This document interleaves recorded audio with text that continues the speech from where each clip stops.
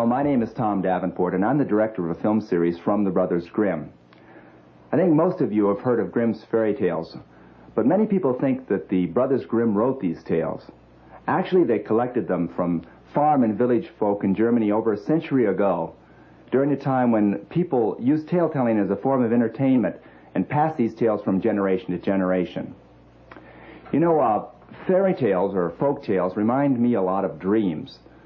Frogs talk, animals turn into people, people into animals. A lot of strange things happen. But they're not individual dreams. Because of the way folk tales were created by many, many people over a long period of time, they're more like universal dreams. And it's interesting that the very same story types can pop up in different cultures and countries that are not even related to each other. Our first tale is a very familiar tale called The Frog King. Like many other familiar tales, there are several different variations of this story. Our film adaptation follows the one in the Brothers Grimm, but I think it may surprise some of you.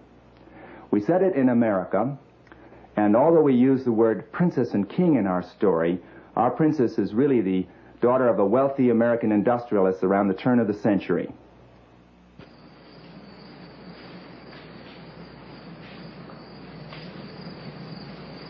In olden days, when wishing still helped, there lived a king whose daughters were all beautiful, but the youngest was so beautiful that even the sun, which had seen so much, was astonished every time it shone into her face. Close by the king's palace lay a great forest, and under an old oak tree was a well.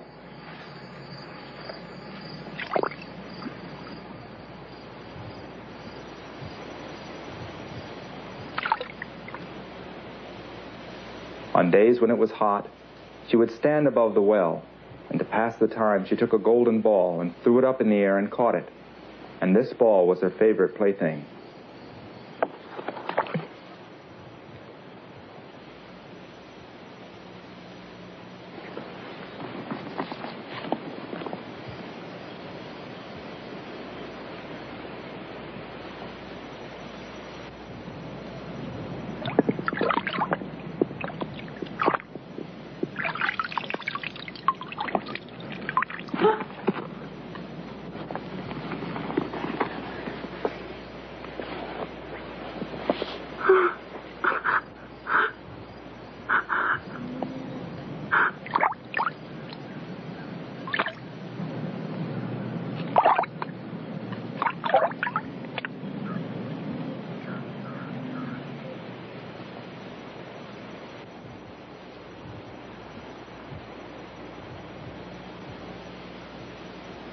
Why are you crying? What's the matter? You're crying so hard, even a stone would feel sorry for you. I lost my golden ball in the well. I can get it for you.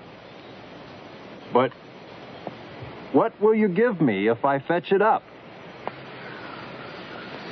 What, my dress or my pearls or even my necklace? Oh, I don't want your dress, your pearls, or your necklace. I want to be your friend. I want to sit at your table, eat from your plate, drink from your cup, and sleep in your bed. Yes, anything, if you only give me my golden ball.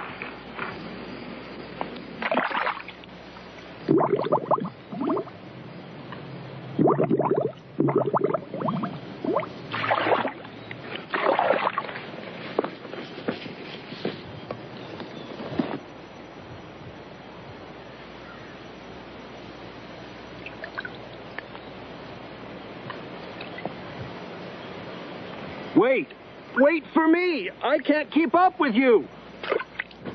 Wait!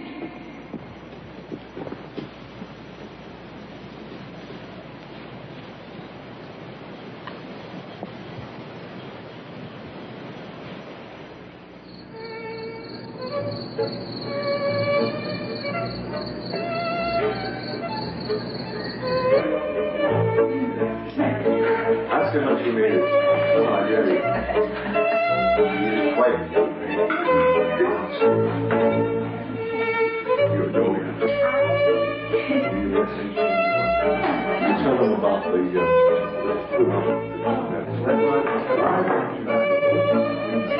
This is Anne's business. I'd like you to tell me.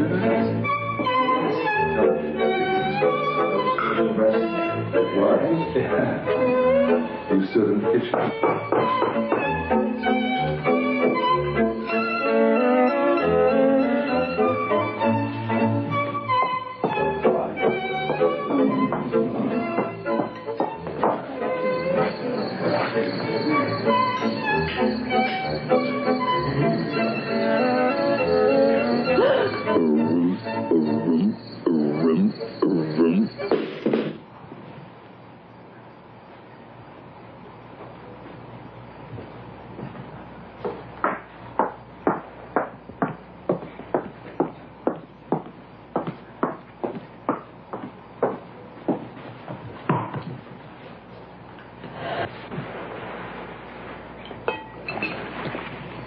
Anne.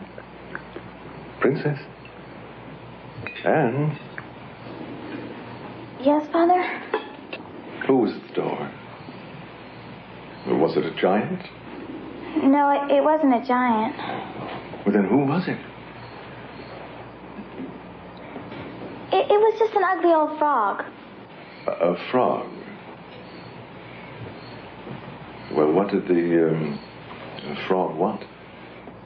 Well, yesterday I was down at the well and I lost my golden ball in the well and because I was crying so hard, the frog said he would go down and get it for me. And then he made me promise to be his friend, but I never thought he could get out of the well.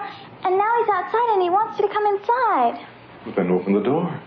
Princess, open the door for me. Remember your promise at the old well tree. Open the door for me. Father, he's just a disgusting frog. If you made a promise, you must keep it. Open the door. But Father... Anne, let him in.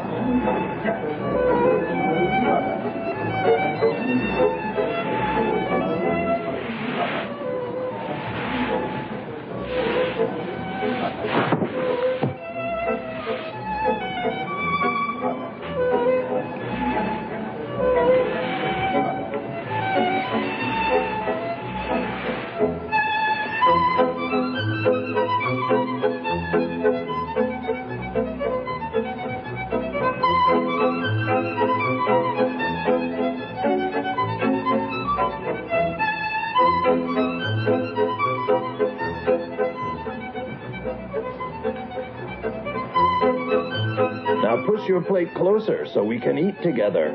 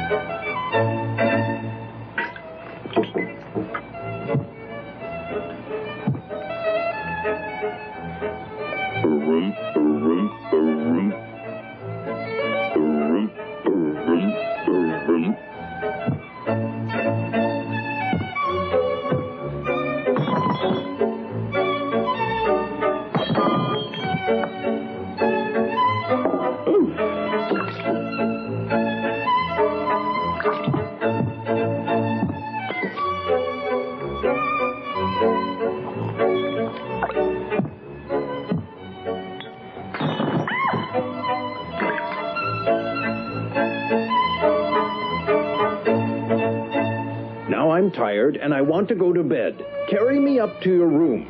No, I don't want to. Huh? I'm not going to do it. Carry me up to your room. Carry him up to your room. But Father, he ruined our party. He got my dress all dirty and he embarrassed me in front of my friends. How can you expect me to do this? He helped you when you needed it. Now you can't go back on your word. But Father... And you must keep your promise.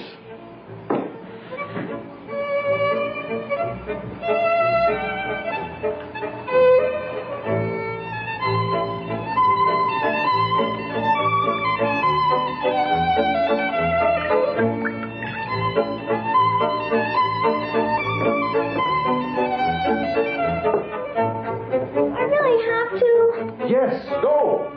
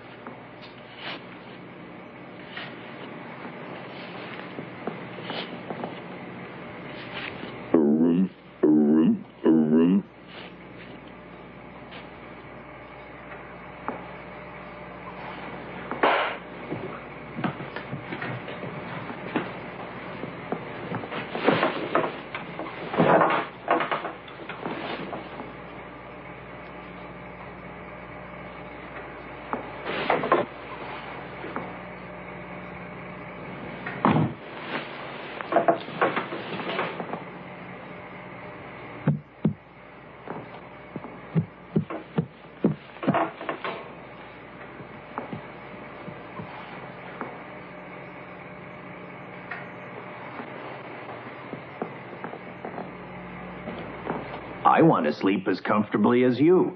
Lift me up in your bed. No! Lift me up or I'll tell your father.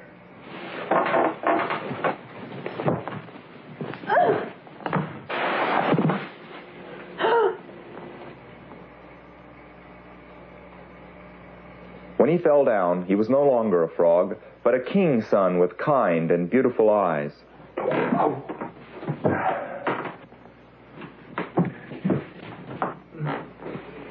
Will this help?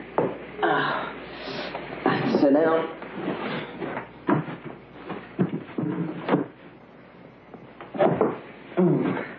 What happened? He told her how a wicked witch had put a spell on him, and how no one had been able to set him free from the well but she A alone. little cut in the back of the head. I'll be all right.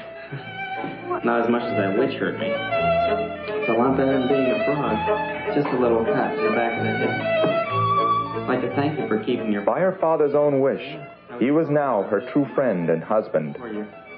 The next morning, when the sun arose, a carriage came to take them to his kingdom. In the back stood the young king's servant, faithful Henry, who had been so unhappy when his master had been changed into a frog that he had an iron band laid around his heart to keep it from breaking. When they had gone a little way, the prince heard a cracking behind him and thought that the carriage was breaking apart. But no, it was only the band springing from the heart of faithful Henry, because his master was free and happy.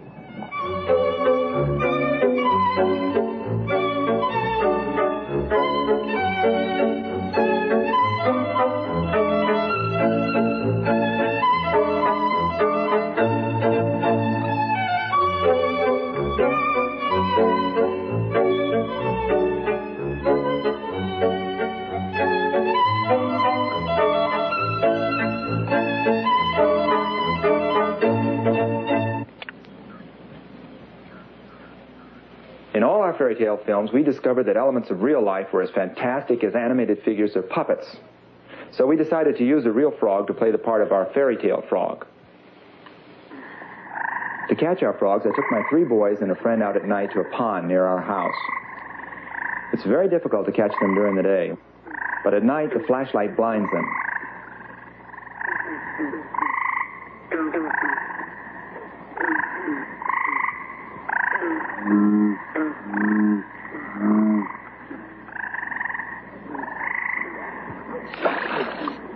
Bullfrogs vary a lot in size and color, but to most people they look alike. We were able to use 10 different frogs in the film without anyone knowing the difference. You've got 2 different shapes. You know, one, you've got a frog that has a mouth that goes from ear to ear, and then you have a human being who has this little slit on the front of his face. And what a human being does with this little slit compared to this gigantic mouth that normally does nothing but open and close, you know? So it should be really interesting to see a frog talking. Tom Cullen works in the exhibits department of the New York State Museum in Albany. He and his wife, Susan, helped us design the talking frog. I'm basically a city kid. I'd seen toads, but I'd never seen a frog. I didn't even know what the difference was. When David first said frog prince, I said, yeah, frog, you know, frog. Bumpy, warty things. You know? And he said, no, Tom, frogs are smooth. I knew we would be working with live frogs, and I thought the puppet would be real small. And when I saw it, I said, there's no way a real frog could be that big. It just didn't look that realistic to me. Ribbit? Why are you crying? What's the matter? You're crying so hard that even a stone would feel sorry for you. I lost my golden ball in the well. Oh, so that's what that thing was. My golly, I thought it was a shot put. That thing come past my head so fast. You should be more careful. How much you think that thing's worth? My dress, my pearls, or even my necklace. Oh, no, baby, them things on the open market, you know what a golden ball will fetch? You probably get about 8 dozen necklaces and, maybe 4 or 5 dresses and 2, 3 pearl earrings. Okay, well, let's do this then. How about being my friend? You gotta have me over to dinner and introduce me to your dad. Let's see, well, that ought to... Oh, yeah, I want to sleep in your bed, too. Well, if only you get me my golden ball. Well, okay. But I don't bring a sleeping bag. Funding for this program was provided by the Corporation for Public Broadcasting, the Arthur Vining Davis Foundations, and the Virginia Commission for the Arts.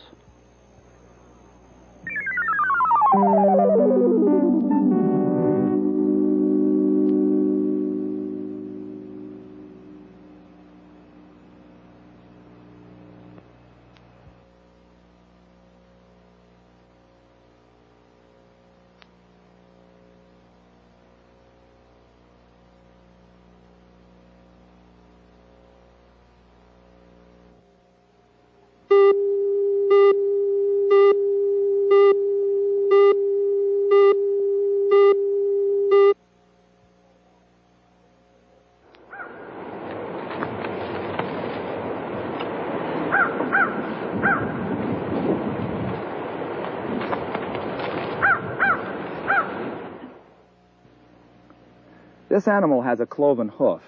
In ancient Greece, there was a creature half goat and half man called a satyr. Later in Europe, a cloven hoof became a symbol for the devil. Our next film is called Bearskin.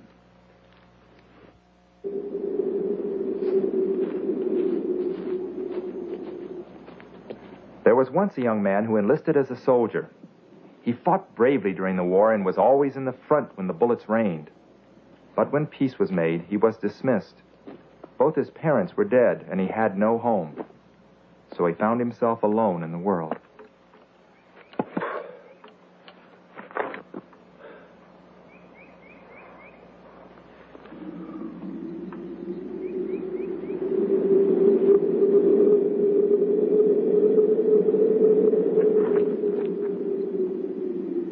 I already know what you're in need of. Gold and possessions shall be yours.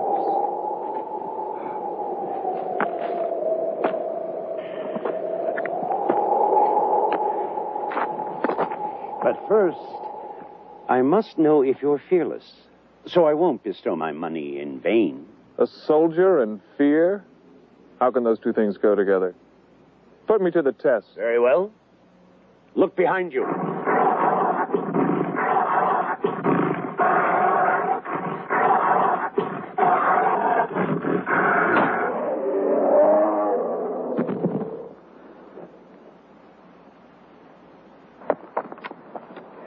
I see you don't lack courage.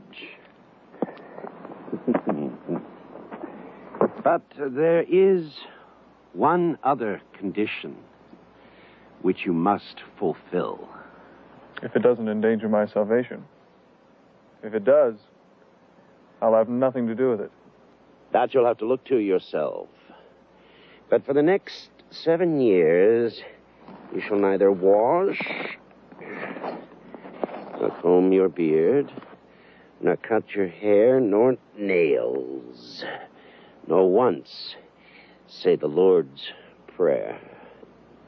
You will give me your coat, and in exchange, I will give you a cape and a cloak which you must wear during this time. If you die in these 7 years, then you are mine. But if you live, then you are free and rich to boot for the rest of your life. Sir, I have risked death many times. You've got yourself a deal.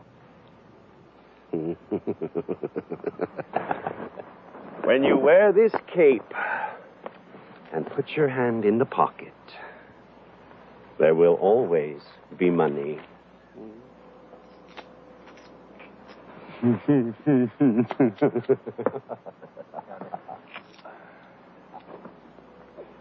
And this shall be your cloak.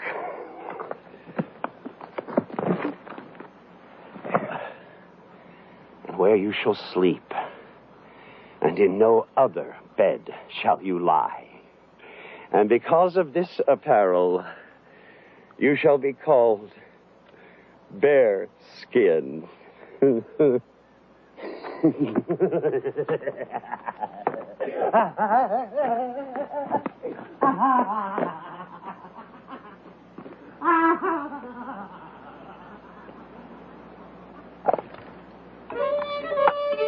So he went forth into the world and enjoyed himself, refraining from nothing that did himself good and his money harm. Compliments of Bearskin. During the first year, his appearance was passable, but during the second year, it became worse.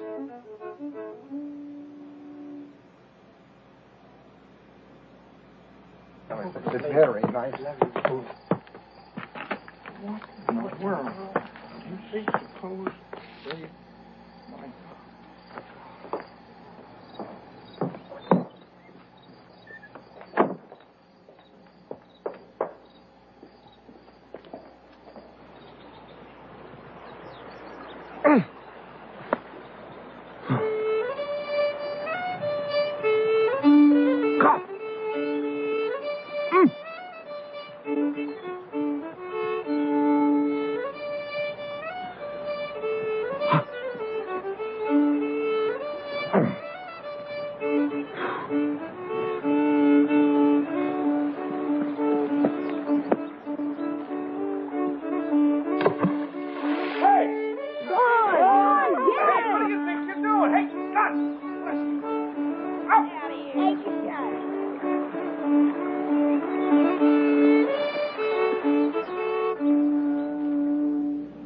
And so he wandered for 4 long years. That's right. I'll buy another one.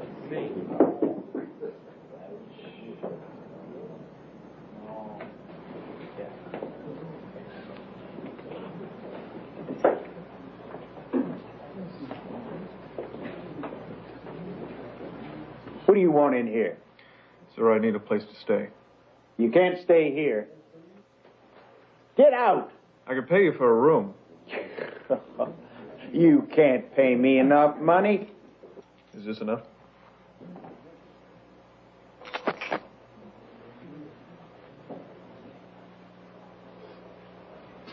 Come on, let's go outside and talk. There's an old barn over there. You can sleep upstairs. Thank you.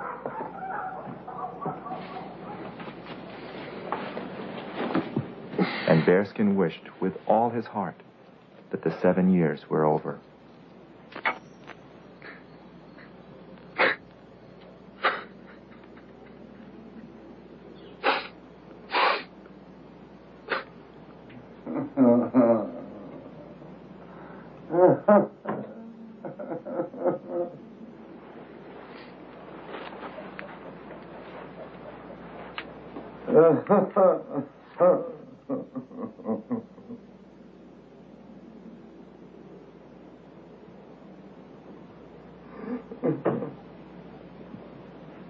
Don't be afraid. Who the devil are you? Don't be afraid. Bearskin spoke kindly and told the man that he was a wanderer without home or friends. That makes two of us. So why were you crying? Oh, the war devastated the country. My crops have failed for 3 years in a row, and now the landlord wants to throw me into debtor's prison because I can't pay him the bill I owe him. If that's your only trouble, I've got plenty of money. You?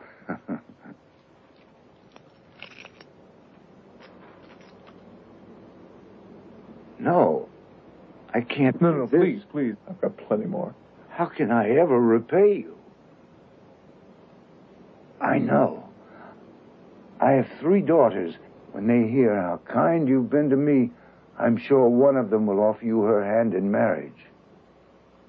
In truth, you do look strange, but I'm sure she'll be able to put you to rights again.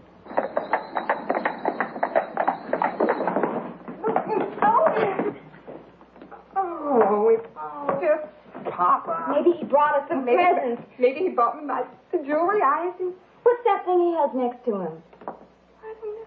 Looks like some furs. I thought he bought me a fur coat. You a fur coat? He could buy me a fur coat just as I am easy the as you. oldest daughter. Well, my beautiful young lady. Oh, Papa. Hello, girl. What's in the box, Papa? That's for you, my Oh, sweetheart. bring me a fur coat. Well, I didn't bring you a fur coat, but I brought you something mighty pretty. Oh. Where's my little baby girl? Oh, she's on the bar. Feeding the chickens. Papa! I brought you something you wanted, too. Although it's mighty tiny. I don't know whether you'll like it or not. Beautiful. Papa, where'd you get the money for this pen? Girls, I have something I want to tell you. I met a man who gave me all the money we need. Papa, is he a young man? Oh, yes, he's a young man. Tall? Oh, very tall, Papa, very tall. does he have dark hair? Dark hair and lots of it. What are the color of his eyes? Well, I'm not quite so Oh, sure. is he handsome, Papa? Well, he's very kind and generous. Oh, where is he, Papa? Well, there's something I must tell you first. I told him when he gave me this money that I thought one of my girls would give him her hand in marriage.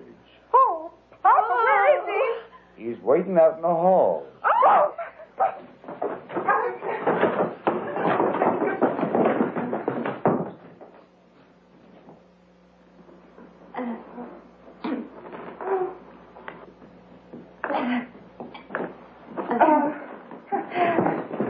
How could you expect me to marry him? I'd rather marry the devil than marry him. He isn't even human. I'd rather burn in hell than marry anything as ugly as that. But he is human, honey. He told me so himself. But I promised him.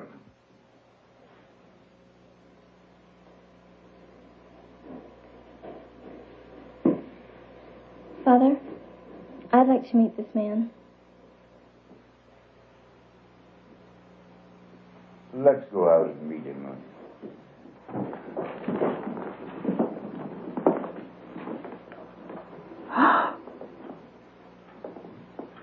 This is Bearskin. He's a very kind man.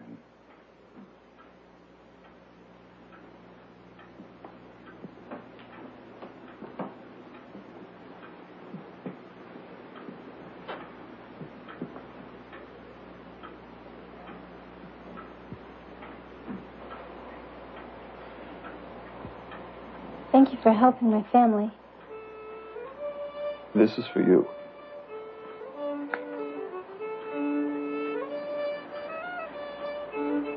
Take good care of it. I shall have to wander as Bearskin for another 3 years. If I don't come back by then, you are free, for I will be dead. But pray to God to keep me alive.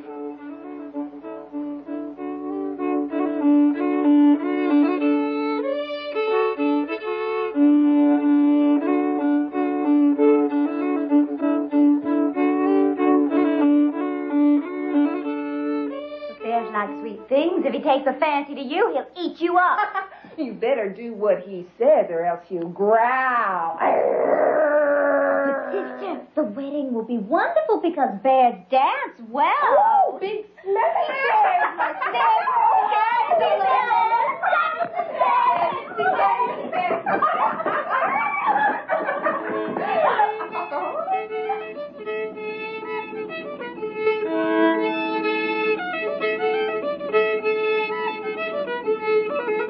Bearskin traveled alone about the world.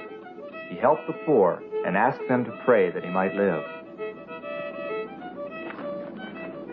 At last, 7 years were over.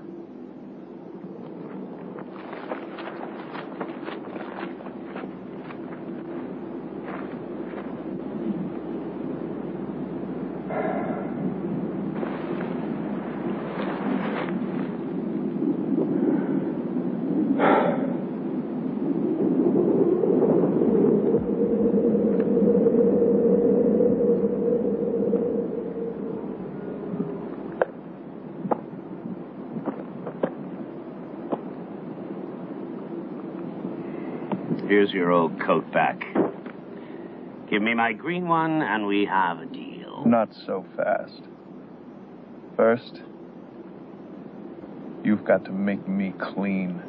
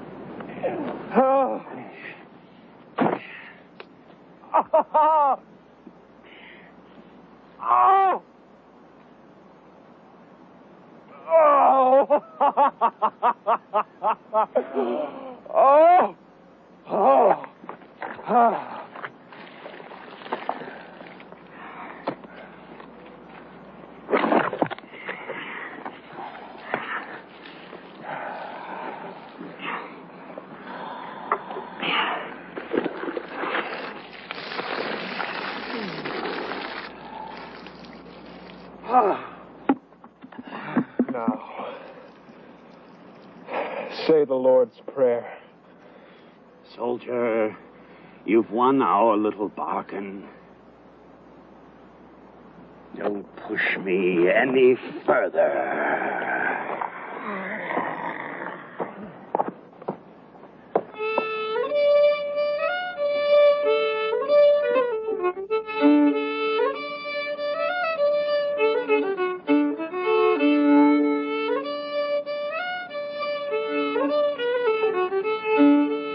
Hired a carriage and returned to the home of his love.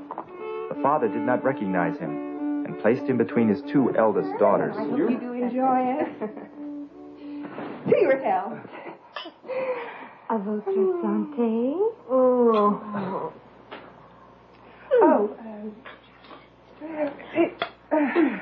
Perhaps you'd like a fruit? I made it myself.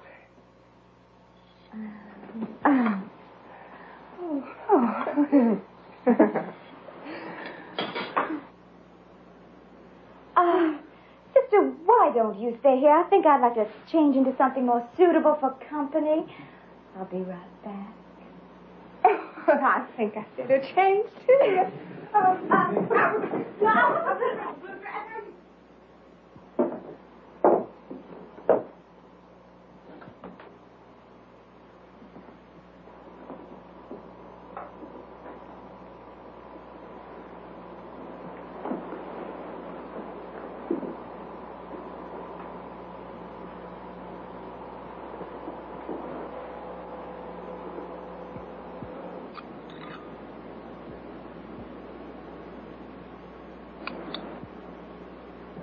I was Bearskin when you saw me last, but by the grace of God, I've been made clean again.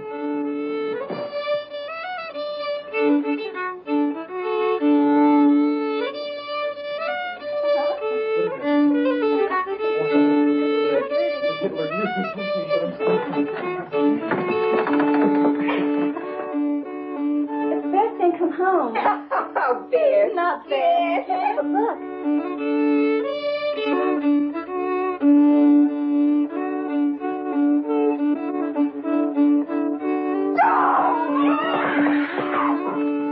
The soldier and his bride lived a long and happy life together. As for the other two sisters, it is said that they were so filled with envy and jealousy that one hanged herself from a tree and the other threw herself into a lake and drowned. So you see, I won. I got 2 souls for the price of 1.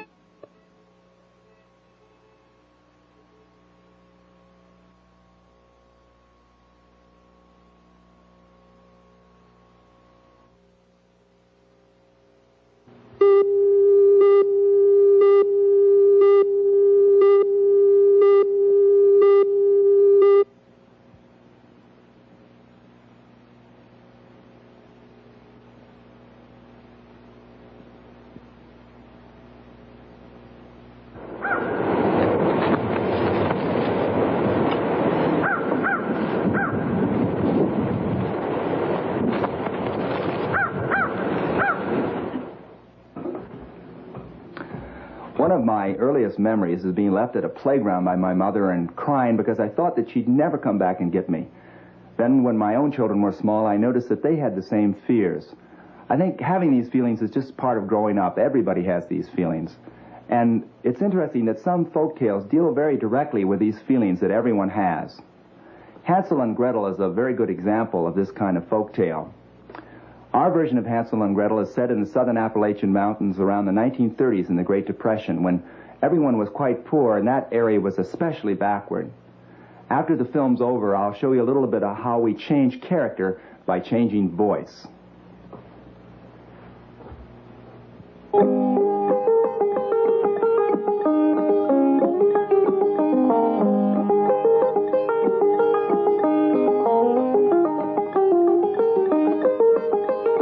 Once upon a time, on the edge of a great forest, lived a woodcutter and his family. Times were hard, and for days the poor man had not been able to find work or sell what little he gathered from the forest. Food had always been scarce in their house, and as the days passed, what little they had was eaten, and only enough flour for a few loaves of bread remained. He had 2 children. The girl was called Gretel, the boy Hansel. One who does any work around here. You know, we ain't got nothing in there to eat, nothing. And here you are out here fooling around with a bunch of cats. Now, you kids, Get back to work. And, husband, we got something to talk about tonight. Things ain't gonna go on like this much more. You hear? Now get! The wife was not the children's real mother, and she resented having to share everything with Hansel and Gretel.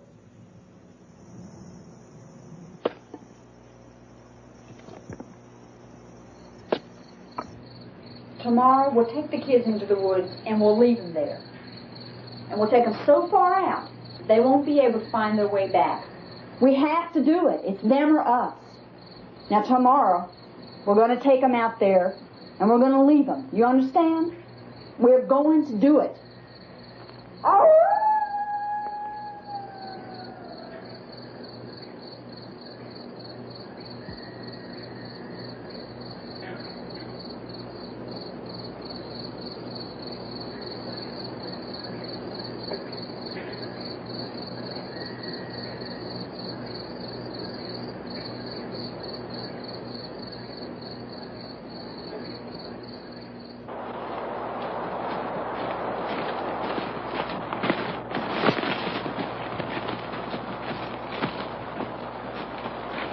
What are you waiting for? Just waiting for my white kitten. He's waiting by. You stupid fool. That snow cat is just the sun shining on the porch. Come on. Hurry up.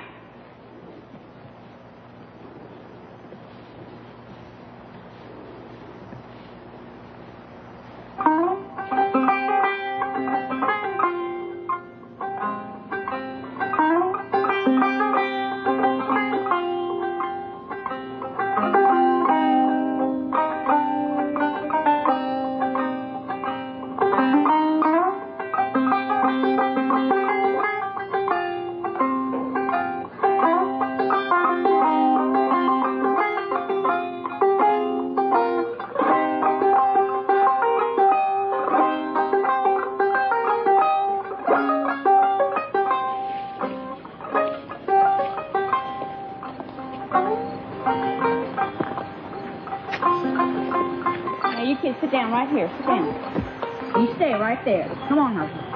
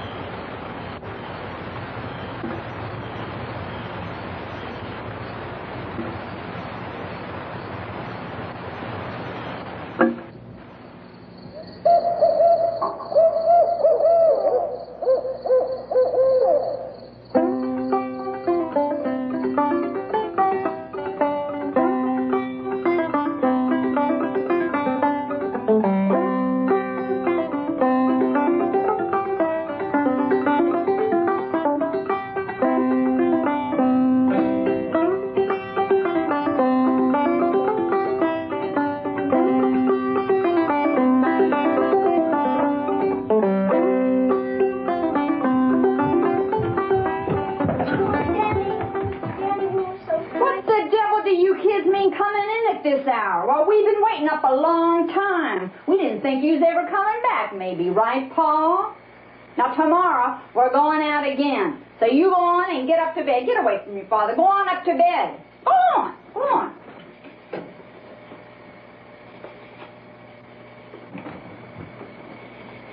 This time the stepmother had locked the door, and Hansel could not get out to pick up pebbles again. He would have to think of another plan.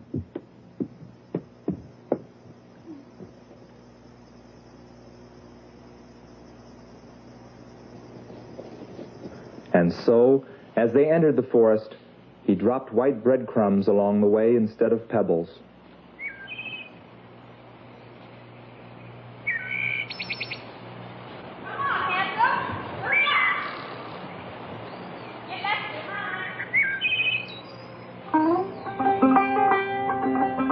This time, the stepmother led them farther into the forest than ever before. The day passed, and the sun set, but no one came to lead the children home again.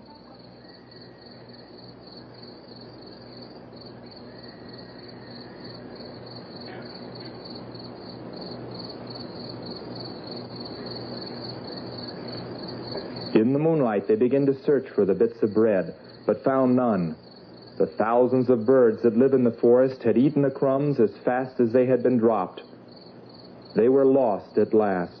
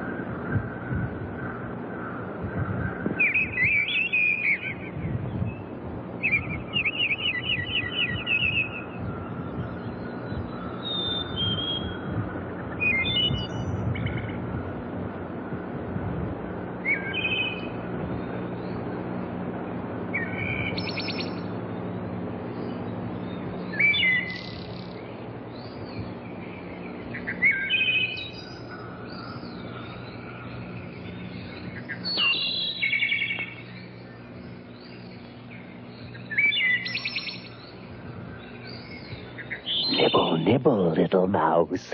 Who's that nibbling near my house?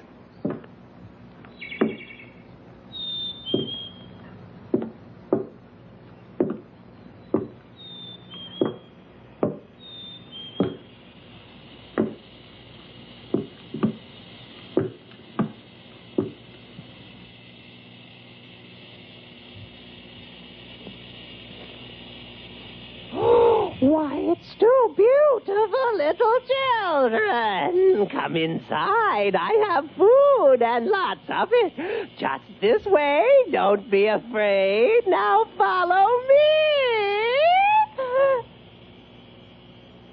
We'll start with an apple, and here's some bread and cheese, and you can have all you want. Well, go ahead. Aren't you hungry?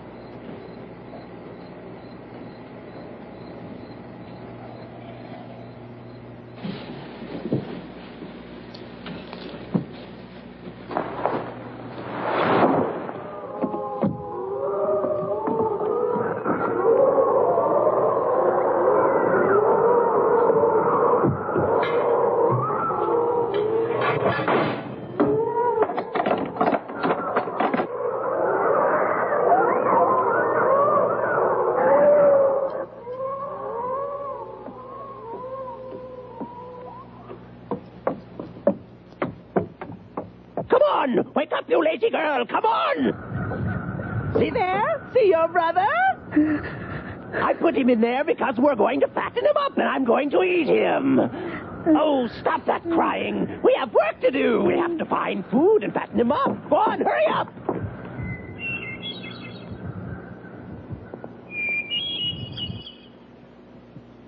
And so Gretel worked for the witch day after day. The best food was cooked for poor Hansel, but Gretel got nothing but scraps. Here are some more. Come on, hurry up now. You're so slow. Now, witches have weak eyes and cannot see very well. But like beasts, they have a keen sense of smell, especially for human flesh.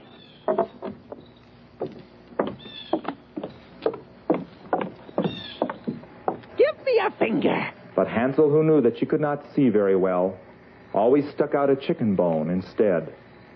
And the witch wondered why he remained so thin.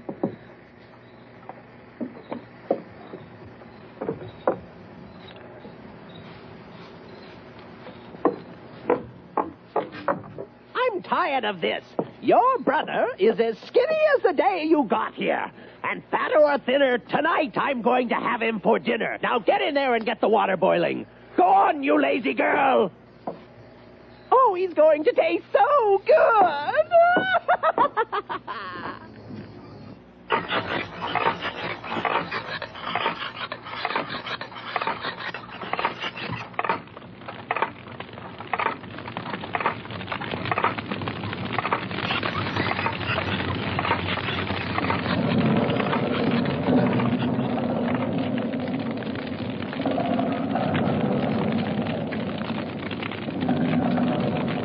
I'm going to bake some bread. I've already heated the oven, and I've kneaded the dough. Now, you get over here and put these sticks on the fire.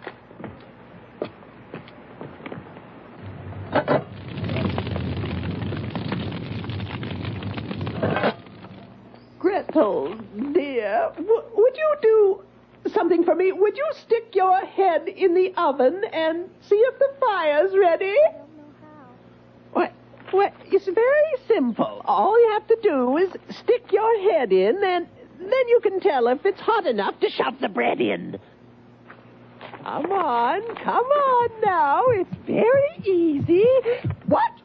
Oh, you stupid girl. You don't know anything. Now watch me. I'll show you how to do it, and then you can do it after me. You just open it up, and what you do is look at the coals to see if they're red enough. To see if they're...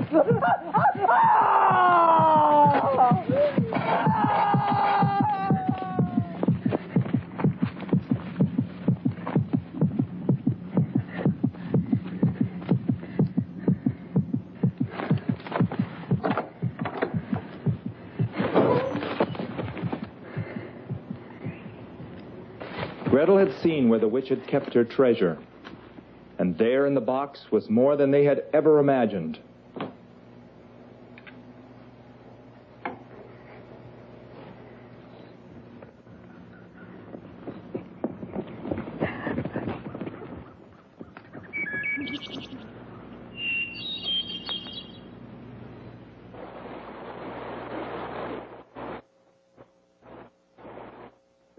For some hours until they came to a river.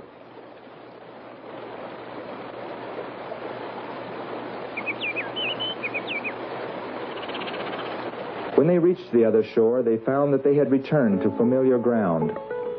Now the way home was clear.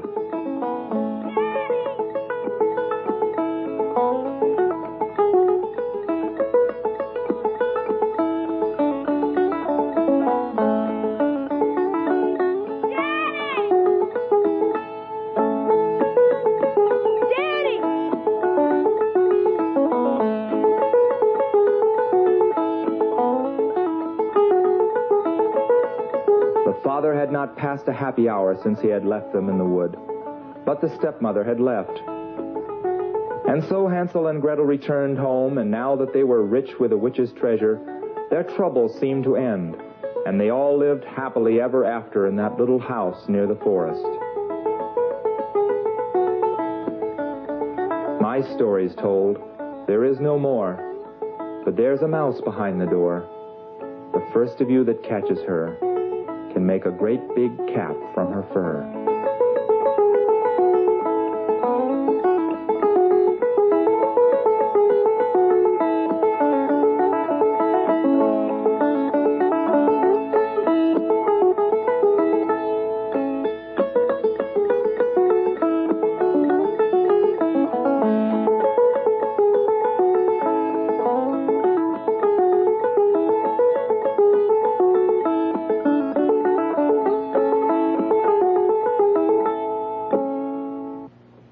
Some of you might have noticed from the credits in the film that the same actress who plays the stepmother also plays the witch. Well, she has a lot of makeup on in the witch's part, but I think that the real reason that you don't recognize the same actress is that we changed her voice in the witch's part. Now, I'm going to show you a sequence from the film with the original voice of the actress. This is a scene where the witch is trying to lure Gretel into the oven. Gretel, dear, would you do something for me? Would you stick your head in the oven and see if the fire's ready? I don't know how. What? Well, it's very simple. All you have to do is stick your head in, and then you can tell if it's hot enough to shove the bread in. Now, what we did is we took the original voice out, and we dubbed in another voice, a male voice, a voice of a man. In fact, we used the same actor who plays the frog in The Frog King. Now, let me show you the sequence as it appeared in the final film. Gretel, dear, would you do something for me? Would you stick your head in the oven and see if the fire's ready? I don't know how. Well, it's very simple. All you have to do is stick your head in, and then you can tell if it's hot enough to shove the bread in. This is one of the things that really makes making films fascinating.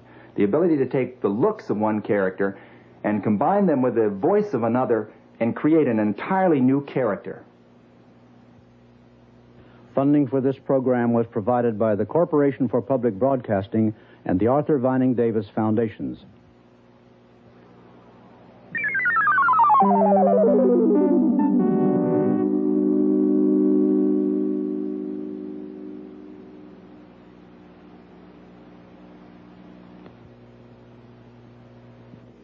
The preceding program was made possible by a grant from the Ohio Department of Education.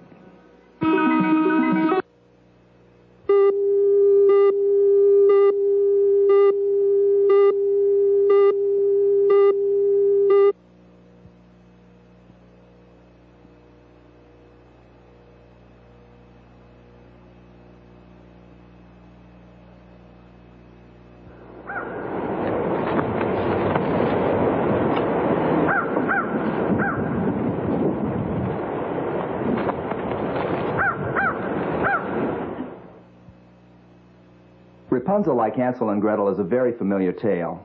All the stories from Grimm come from a Germanic tradition, and in that tradition, blonde hair is a symbol of great beauty, of somehow being very, very special. But, you know, there's a lot of people out there who don't have blonde hair, so we decided we'd make our American version with a brunette.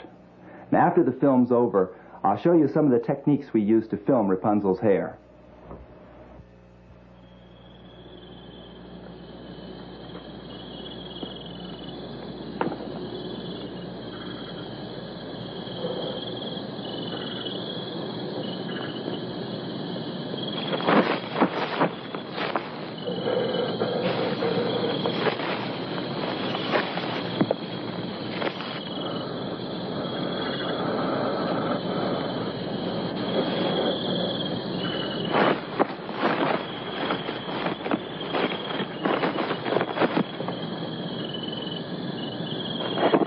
Once upon a time there was a garden, and in it grew a plant called Rapunzel.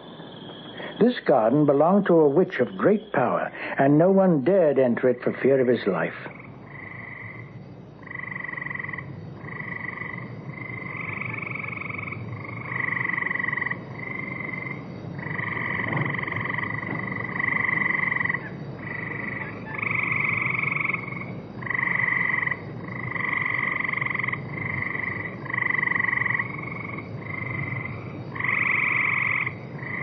The woman was soon to have a baby. As the time for the child drew near, she had begun to crave the forbidden plant. She begged her husband to get her more. She said that she would have the plant or die for want of it.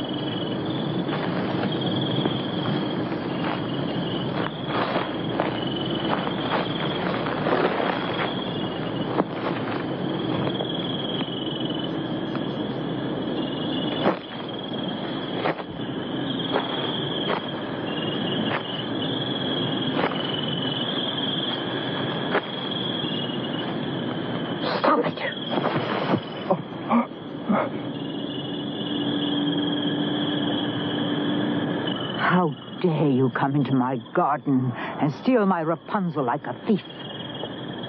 You will suffer for this. Take it. Take it. Take all you want. Under one condition. You will give me the child your wife shall bear. It will be well treated. I will care for it like a mother.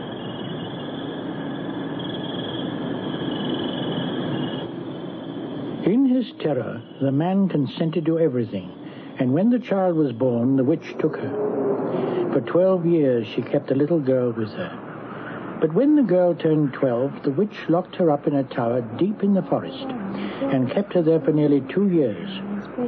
She called the child Rapunzel after the plant in the garden. Little eye is free, little eye is pretty, I so little I will be. Great eye, great I can see. Little eye is pretty, I so little I will be. Little eye is pretty, and little eye is free. Little eye is pretty, I so little I will be. Great eye, great I can see. Little eye is pretty, I so little I will be. Little eye is pretty, and little eye is free. Little eye is pretty, I so little I will be. Rapunzel. Every day, Rapunzel would let down her hair, and the witch would climb up to her.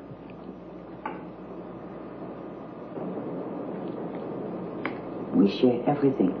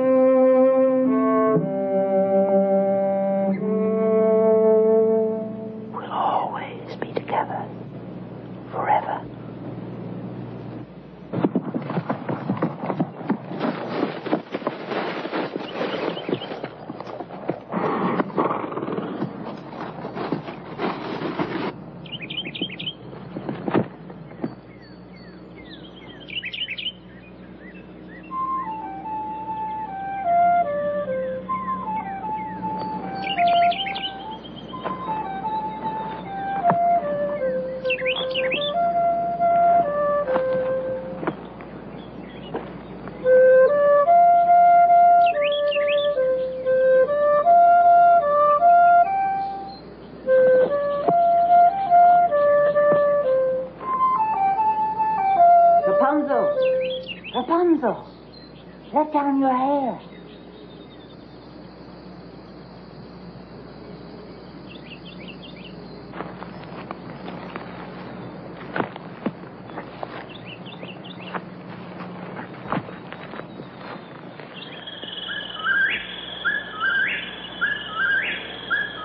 Rapunzel!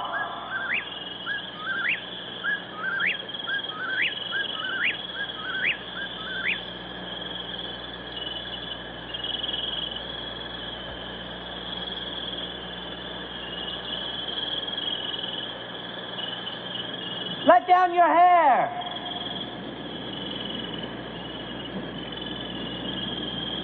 Let down your hair!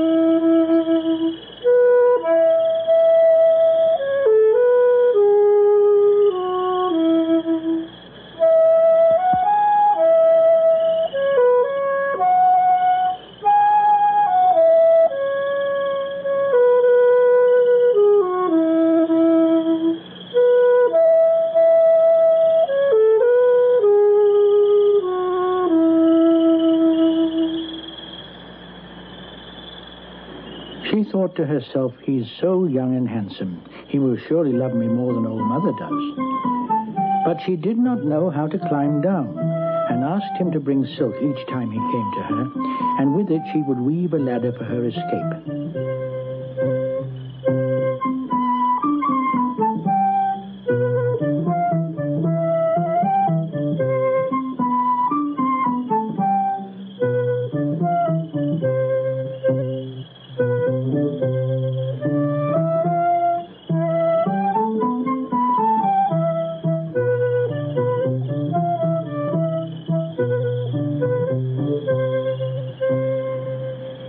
Come only at night, for the old woman came by day.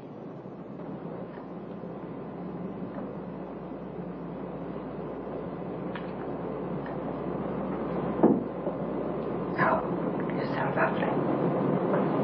So lovely. Why is it, Mother, that it takes you so long to get up here when my young man is here in a moment?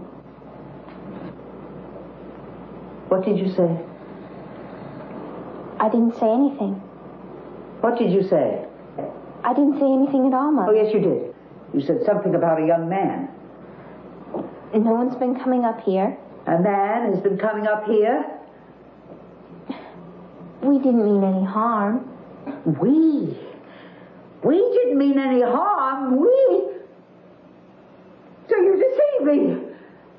You wicked, wicked child. Mother, you're hurting me. I meant to keep you hidden from the whole world, and you've deceived me. Mother, no. You wicked, wicked Mother. child. No, Mother, no.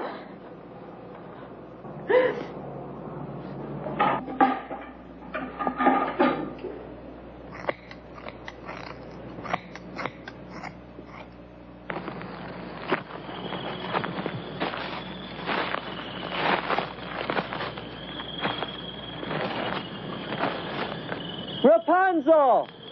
Let down your hair!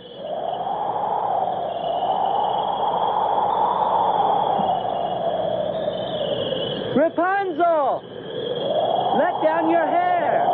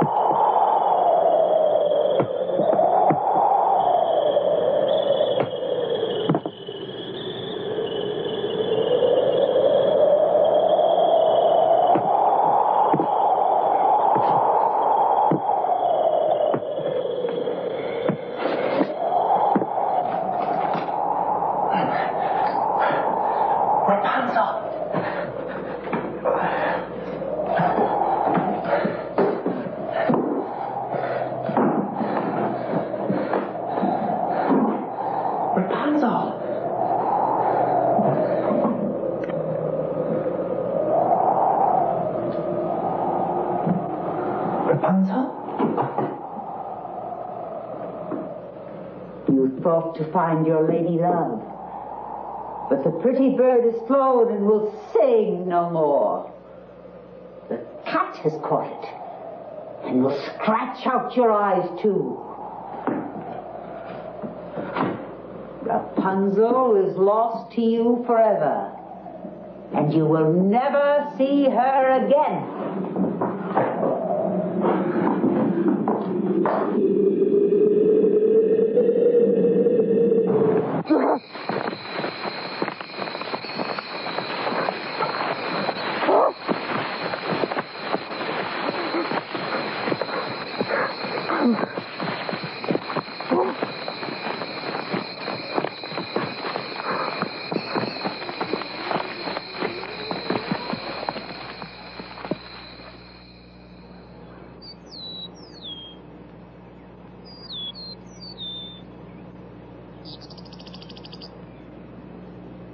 Rapunzel had been banished.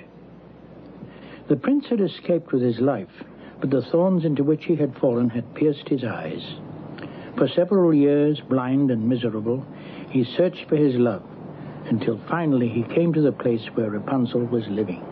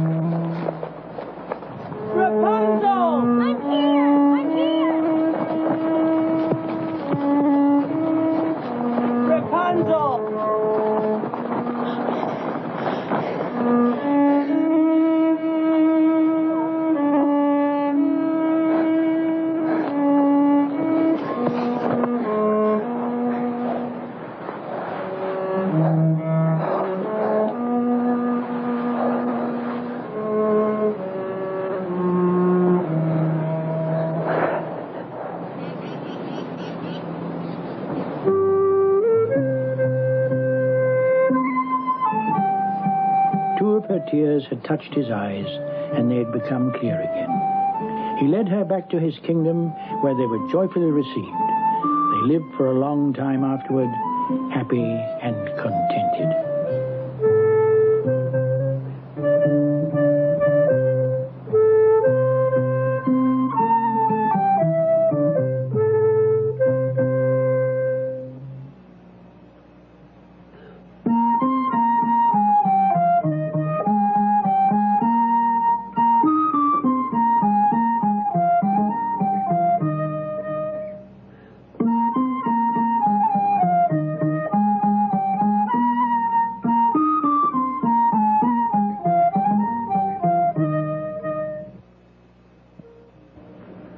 One of the most magical shots in the film Rapunzel is the one where the hair falls from the tower. I think you'd be surprised to know where we threw the hair from. We threw the hair from this deck right on the back of my house.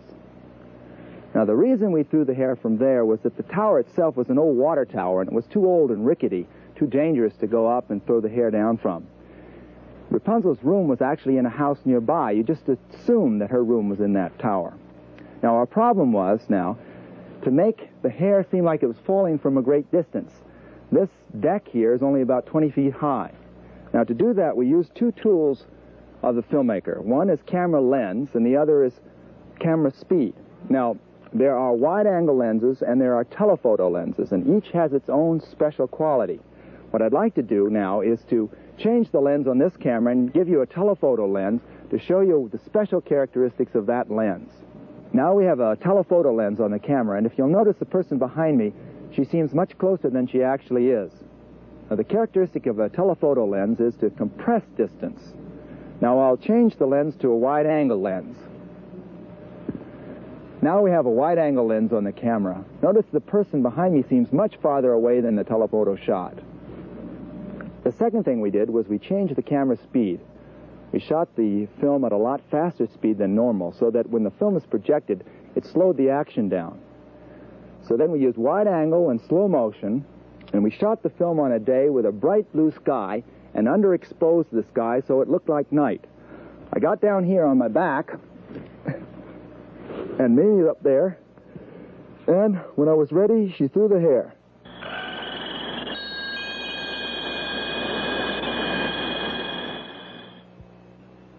Funding for this program was provided by the Corporation for Public Broadcasting and the Arthur Vining Davis Foundations.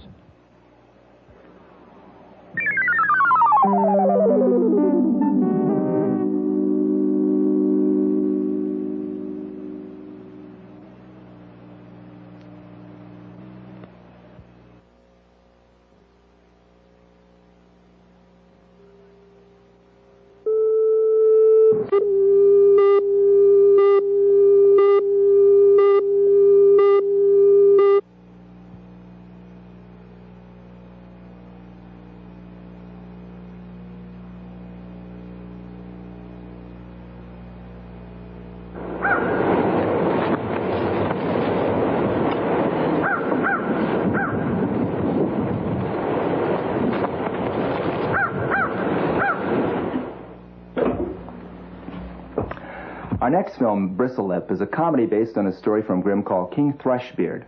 We set it in America during the early part of the 19th century, at a time when distinctions between social classes were a lot more important than they are today.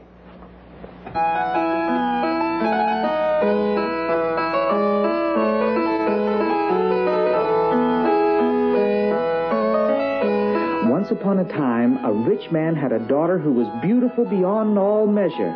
But she was proud and haughty, and no suitor was good enough for her. As time passed, her father became more and more impatient, and one day he invited all the eligible young men likely to marry.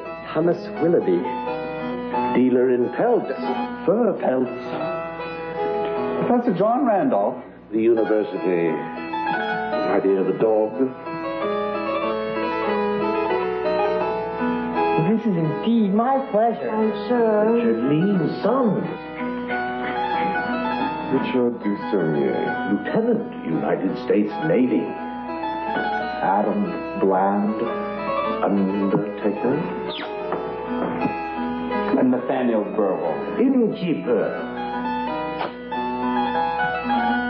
Sir Philip Cottingham. Mayor of Halifax.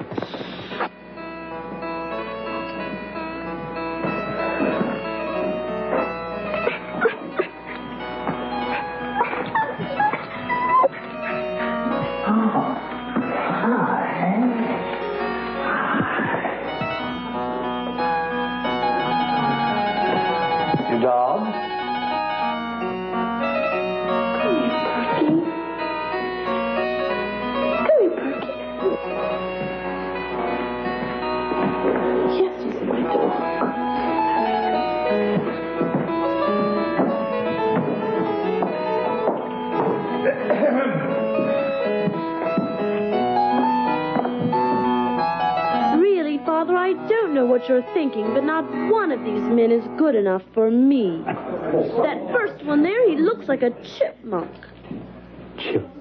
And the second one, he looks like a grammar school boy. The poor dear, he's dull as a stump. The innkeeper, he looks like a wine barrel. And the mayor, he's so old, he looks like a basset hound.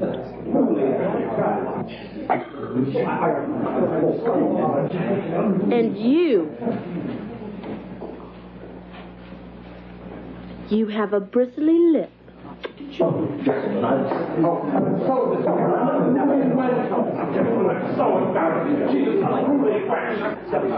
A word with you, please. Do you know what I would do if I were you? I would marry that girl off to the next peddler that came to the door. Peddler? Splendid. I'll do it. The man's daughter knew nothing of his intention, but word of it spread far and wide.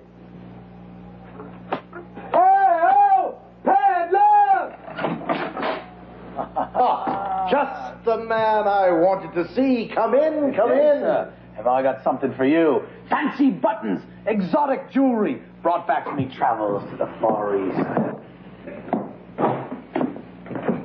Daughter, here's a peddler come to sell you some very pretty items. Go on, my friend.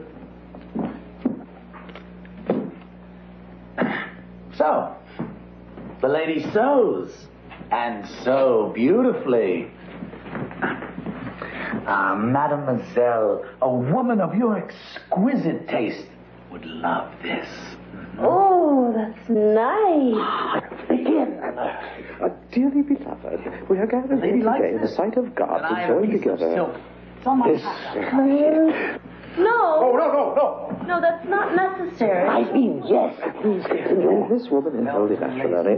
By the crowd of Europe. Who found this woman should I wedded wife to live together in the holy estate of matrimony? Well, it's very pretty, but it's too rough. Will you bring me some softer laces? Only under her so long as you both shall live. I will for sure. Now, let me show you something special. Will you have respect to thy lawful wedded husband to live together in the holy state of matrimony with our now, what does the fair princess think of this? Oh, others keep it's lovely. So long as ye both shall live. But it's too small. Well, will you buy this ring if I bring another size? Oh, yes, I will. Who gives this woman to be married to this man. I do.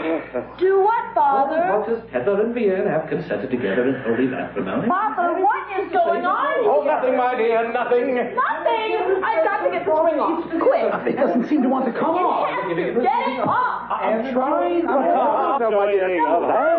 do pronounce them to be man and wife in the name of the Father, the Son, and the Holy Ghost. Amen. Very nice ceremony. Father, how could you? All right. Now that you're married to a peddler, you can't live here. No, you can't make me go. Please don't make me go. Take her away. Take me away. Father, I won't go. All right. Father! But take good care of her. Come on, Mrs. Peddler. I'm turning around and going home. I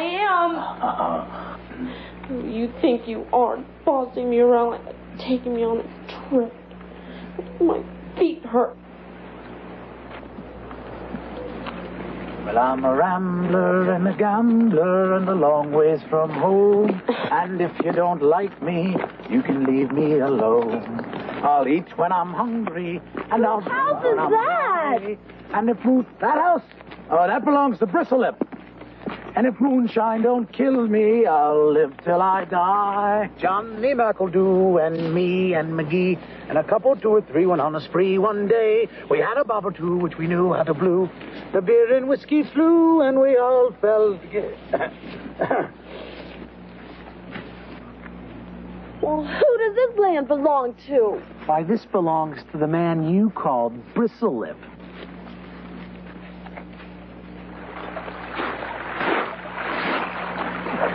Come on. Whose river is this? This river flows through all the lands of Bristlelip. If I'd only married him. I'm tired of hearing about this Bristlelip. Am I not good enough for you? Put me down. Oh, put me down. Would you please put me down? Right here? No.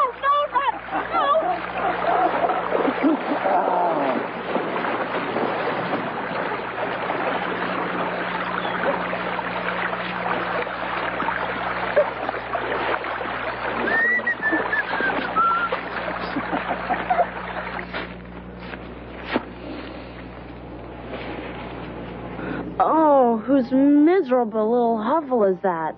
This is my house and yours, where we shall live together. Come on, we'll warm ourselves by my fire.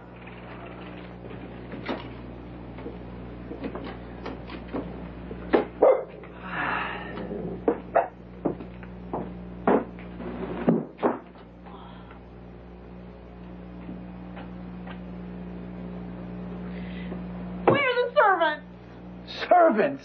Ha! You have to do yourself what you want done here. Aren't you hungry? I'll start the fire, you fix dinner. Me fix dinner? No, I'm going home. Suit yourself. But that's a long ways, and it looks like rain. I don't care. Who do you think I am anyway? I am not a servant. Oh.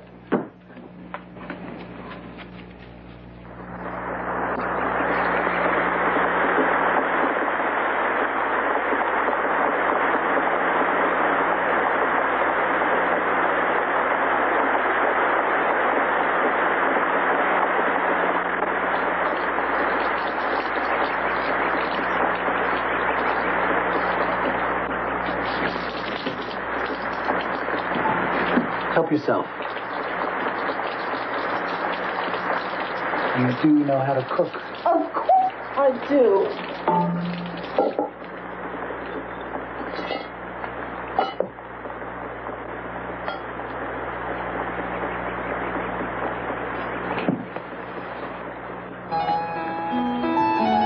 So the peddler had to take care of everything.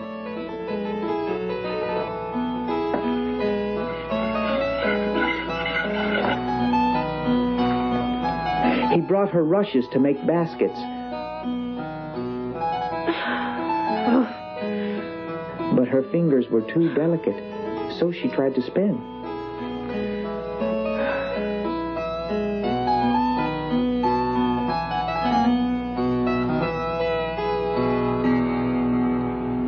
Come on.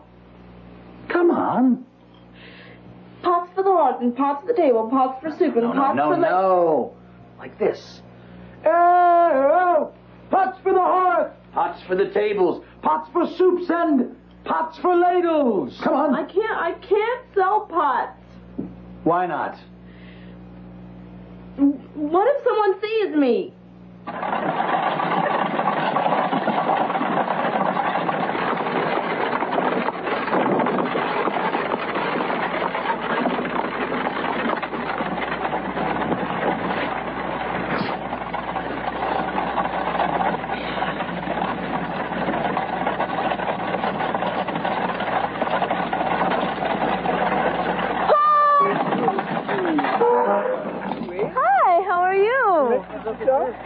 Oh, no, they're from us. For the first time, she succeeded well. The people were glad to buy the woman's pots because she was so good-looking, and they paid her what she asked. Many gave her money and left the pots with her as well. Yes.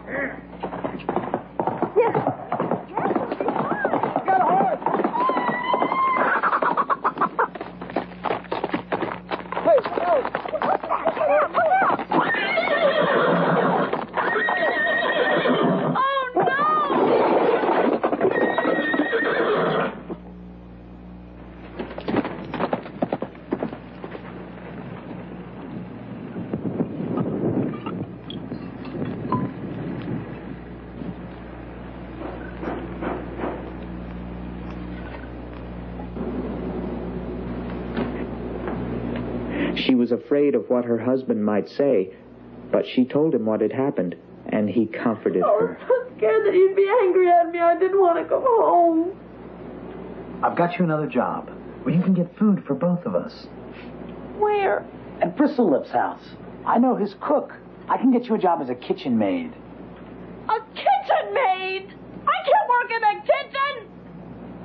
You never understand. You're just a common peddler! Well, you're not fit for anything else.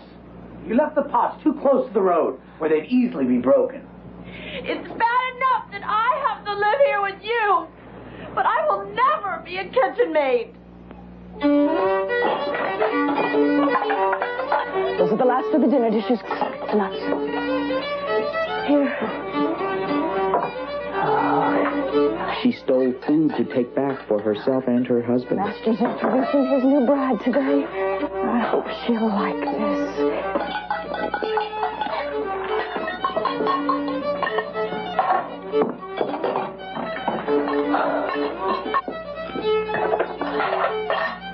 How would you like to go up and see the ball? Oh, no, I couldn't. Well, we can finish this later. Get to see all the pretty dresses. You don't think I'll get in trouble, do you? You'll be with me.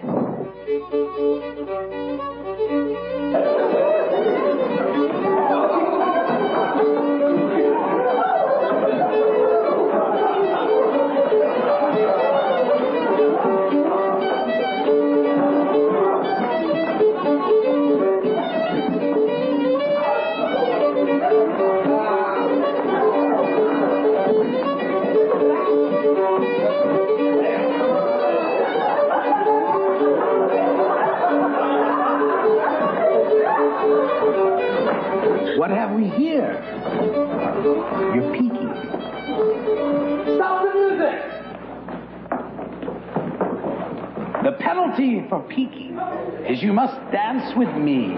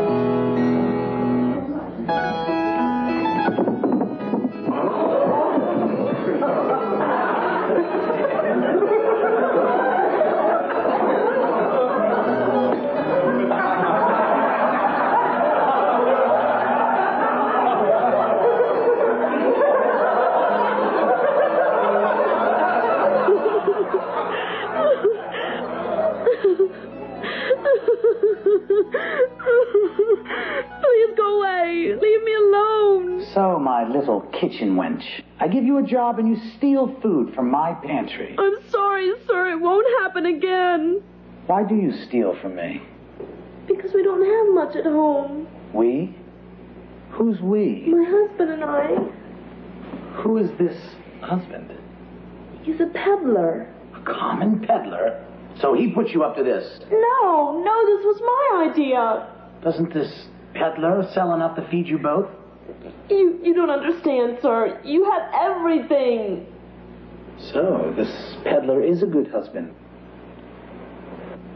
Yes, he is, but I've been a very poor wife. Now let me show you something else special, brought back from my travels to Morocco. Now, what does the fair princess think of this?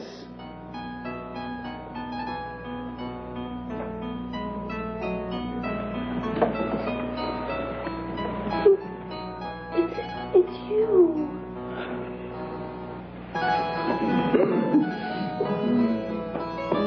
Oh, you rascal! How could you do all that to me? Out of love, I disguised myself. It was done to humble your proud spirit.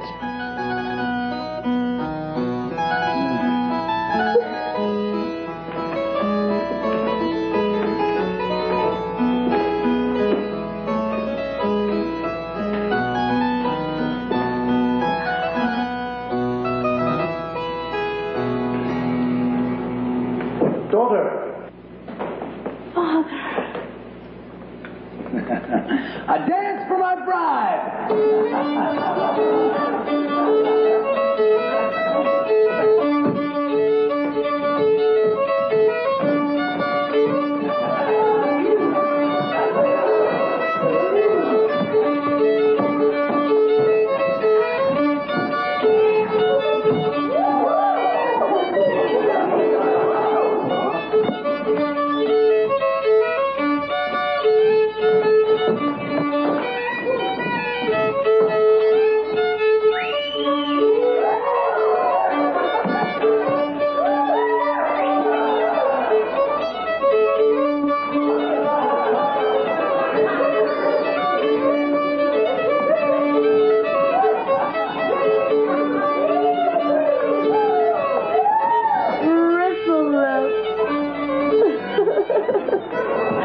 Very nice.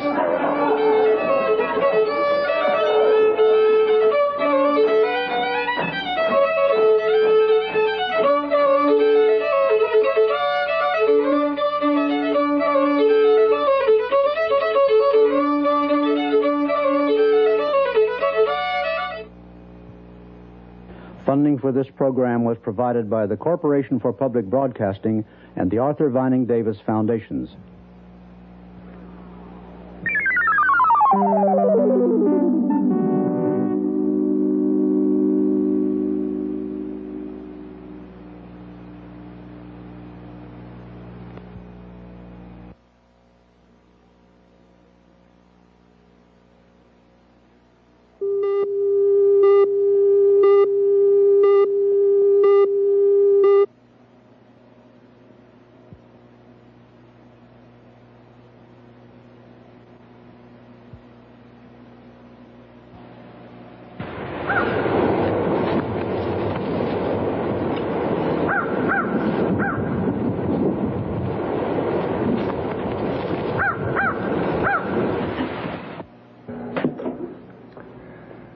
The Goose Girl is a story that was once much better known than it is today.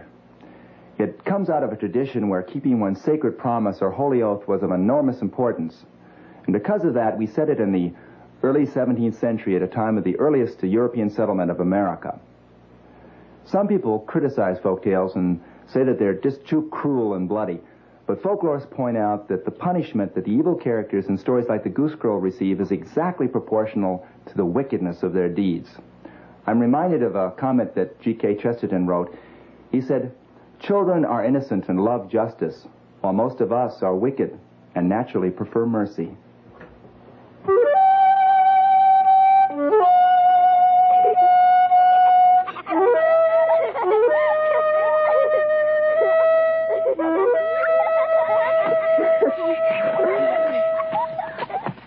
Once upon a time, there was a woman whose husband had been dead for many years. She had a daughter who was promised in marriage to the son of a rich man who lived a great way off. The woman packed up vessels of gold and silver, everything proper for her child's dowry. And when the hour of parting came, she took a knife.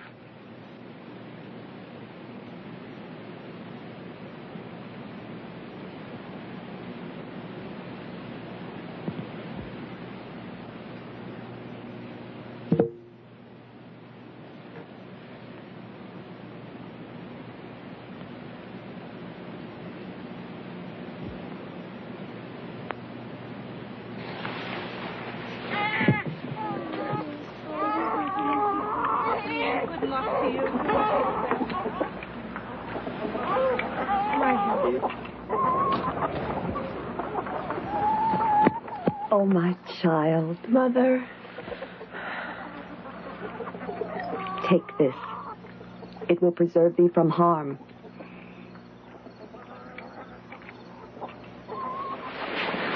Oh.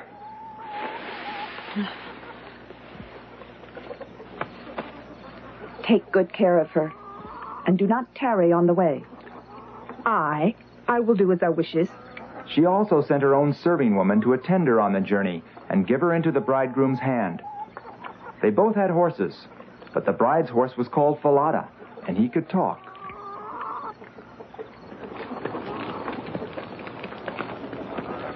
I thank thee, Nathaniel.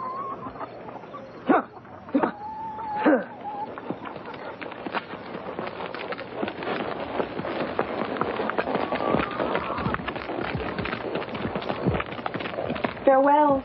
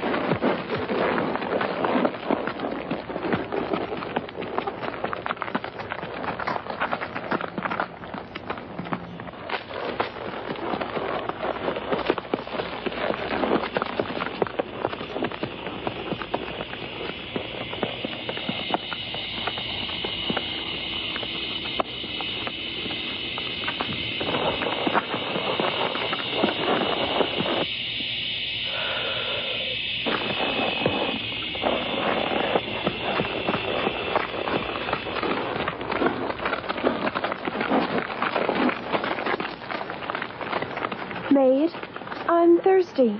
Take my cup and bring me some water from the stream.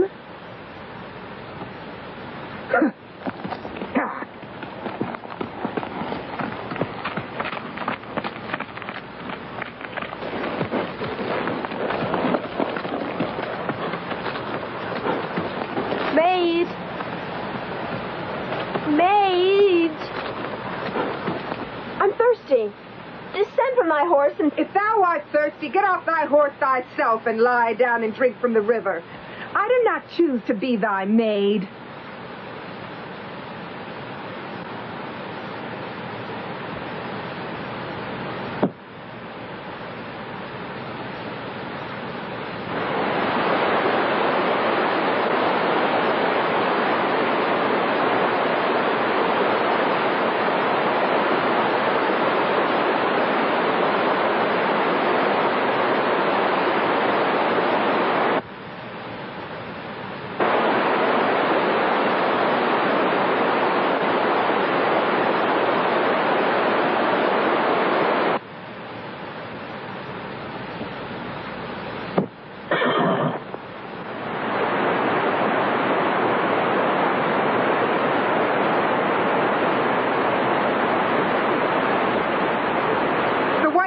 Is more suitable for me. The nag will do for thee. What? Exchange thy clothes with me, and I will be the bride. Thou must swear on all things holy not to tell a single soul, not one single person. No. Swear. No. Swear on all that's holy. Swear or I'll kill thee. Swear.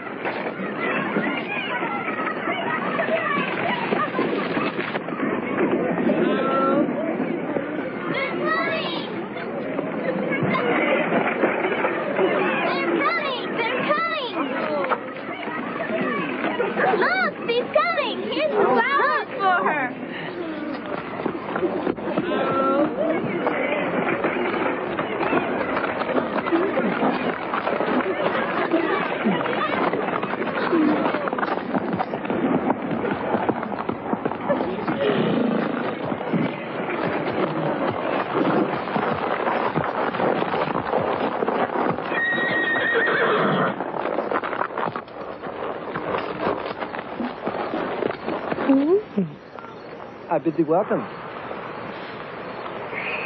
My dear mother has told me much about thee and sends thee her best wishes. I thank thee. I must be tired. Let us refresh ourselves inside. Who is that girl? Oh, just some serving girl I picked up along the way. Put her to work, for I've grown tired of her. Come, my love.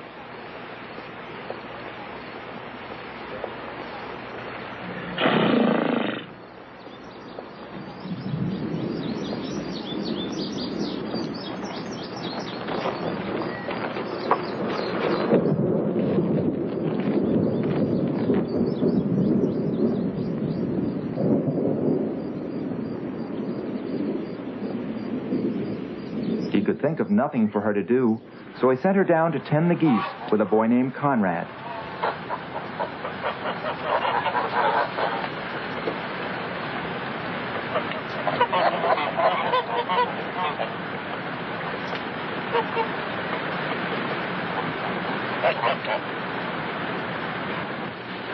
During the journey, my horse vexed me. Wilt thou have it killed? 'Tis merely a horse. Promise me a favor, and I'll give thee one in return.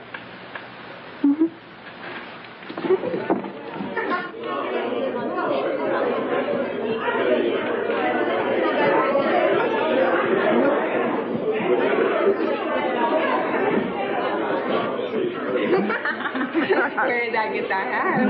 I weren't to the man, but she weren't.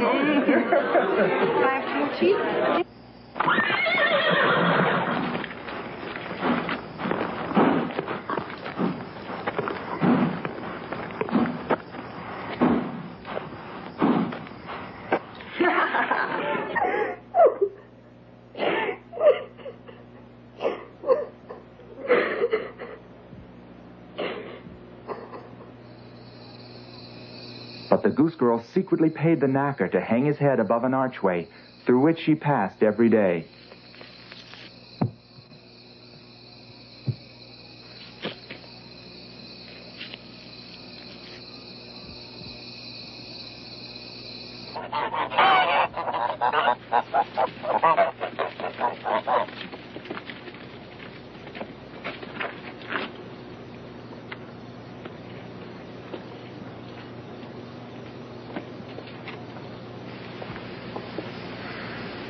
Alas, Falada hanging there.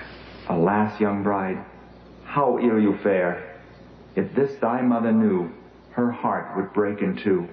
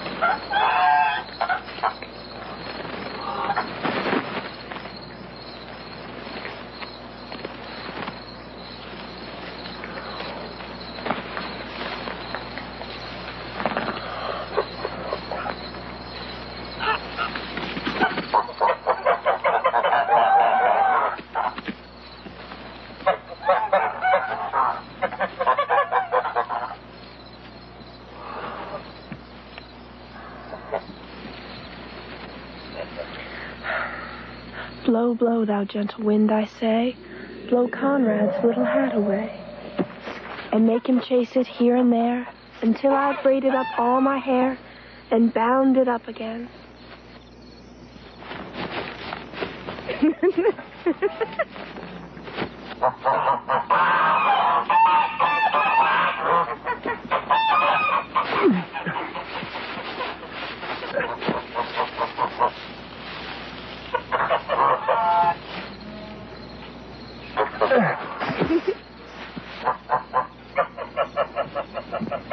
You can't do this to me, I'm gonna tell.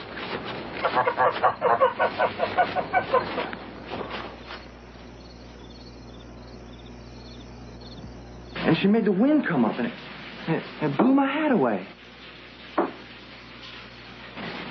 There's something funny about that girl. I don't know what she is. She started talking to it and almost praying to it. The next day, he commanded Conrad to go with the girl as before.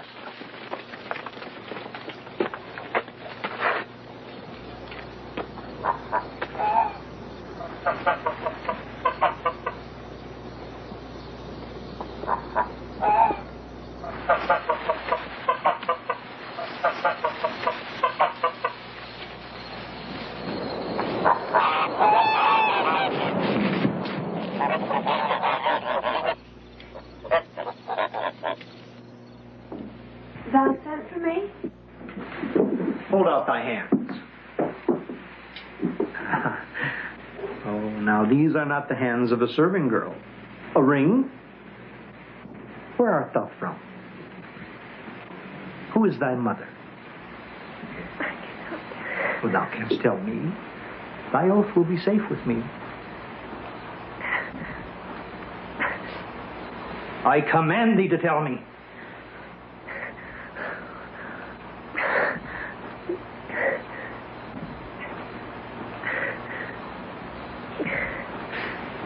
Very well. Go to thy room. But if thou canst tell no other person, tell it to the heart.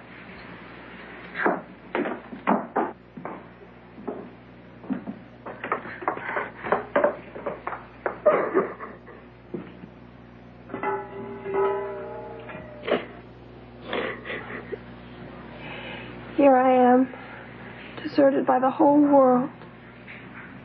But I am the true bride, and she has taken my place by my bridegroom's side. If this my mother knew, her heart would break in two.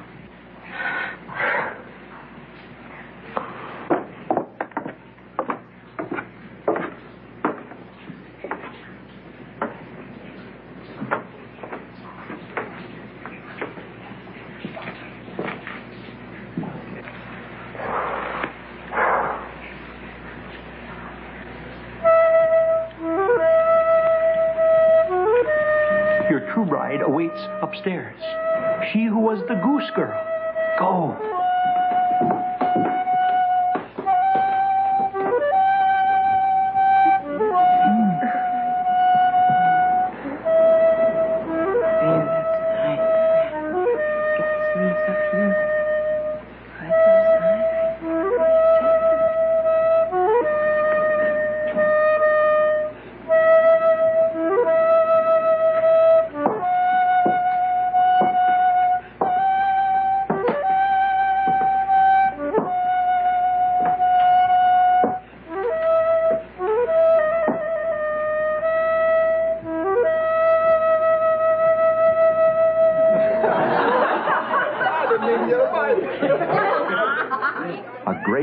Was made ready. The false bride was on one side, and the true bride on the other.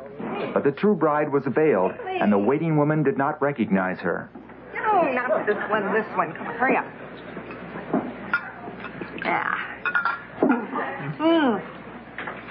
Friends, a toast. But first, a riddle for the new bride. Once upon a time, a princess and her maid were traveling to a distant country where the princess was to be married. The maid was much older and sent along to protect the princess as they journeyed through the wilderness. But on the way, the maid beat the child and would have killed her if she did not change clothes with her. She compelled the princess to swear to tell no person of this. So, when they arrived at the distant kingdom, the young king thought that this maid was his bride. Now, my question is, what punishment does this maid deserve? Come. Answer.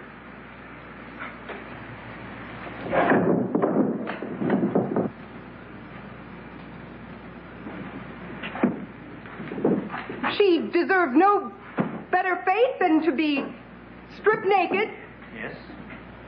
put in a barrel studded with nails, and dragged by 2 white horses until dead. You have pronounced thine own sentence, and thus it shall be done. Away! Away! Now, a toast to the true bride.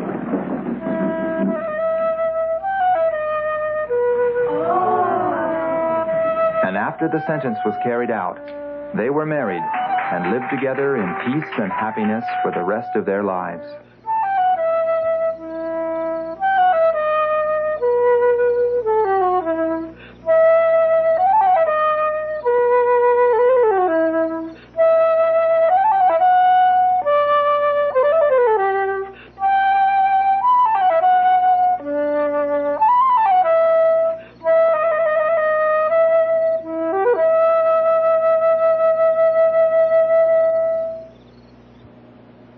Funding for this program was provided by the Corporation for Public Broadcasting and the Arthur Vining Davis Foundations.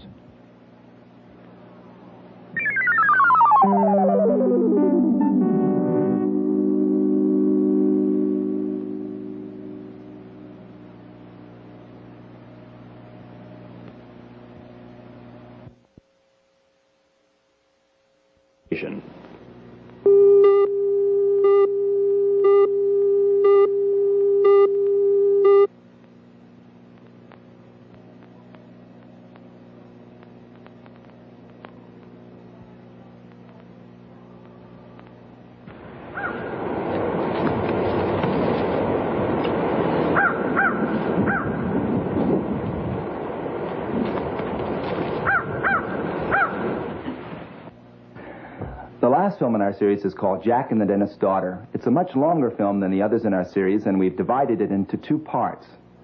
This story is roughly related to a story from Grimm called The Master Thief, but it's more directly related to a series of American tales called Jack Tales from the southern Appalachian Mountains. These tales probably originated in England, and many of you will know Jack and the Beanstalk, which is the most famous of these tales. Jack is a trickster figure. And trickster figures are very common in world folklore. They're figures who use their wit and their cunning and their luck to overcome people more powerful than they are. We've given our story a small-town American setting around the 1930s.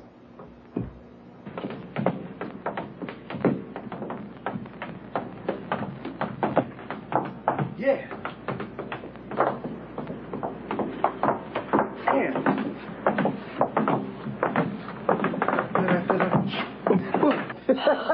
You got it, Emily. Not as good as I like to, but I did it. Oh, don't you worry now. Emily, there's something I've been meaning to ask you.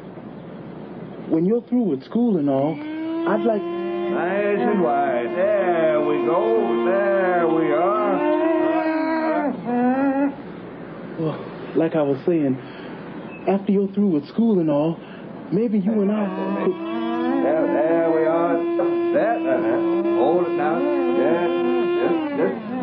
Emily Scott, I want us to get married. Oh, Jack.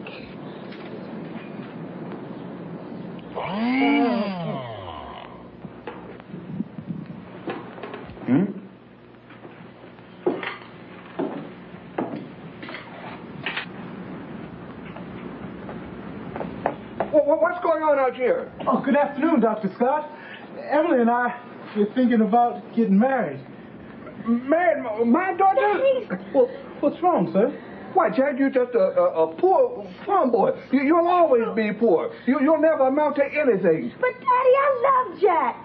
You love him? Here, inside. Jack, you get yourself $1,000 and come back here. Then I'll think about you and my daughter getting married. But until then, I don't want to see your face around here. Inside. Come on, Tom. We still have work to do.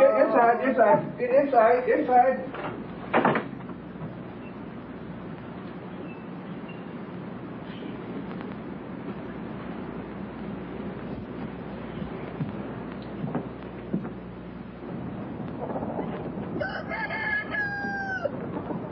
Come on, Beavis, responsible, Pop. Just as soon as I get myself a good job. I'm going to leave now.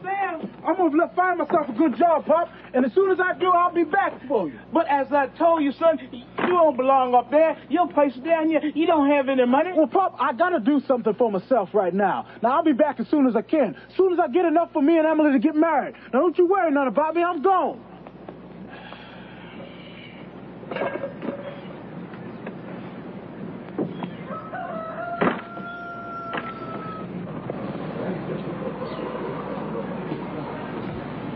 Sir, I'm looking for work. Do you need anybody to stack your shelves for you? Help. I can keep the floors and windows clean for you. I'm sorry, no help. How about bagging groceries? I'm sorry.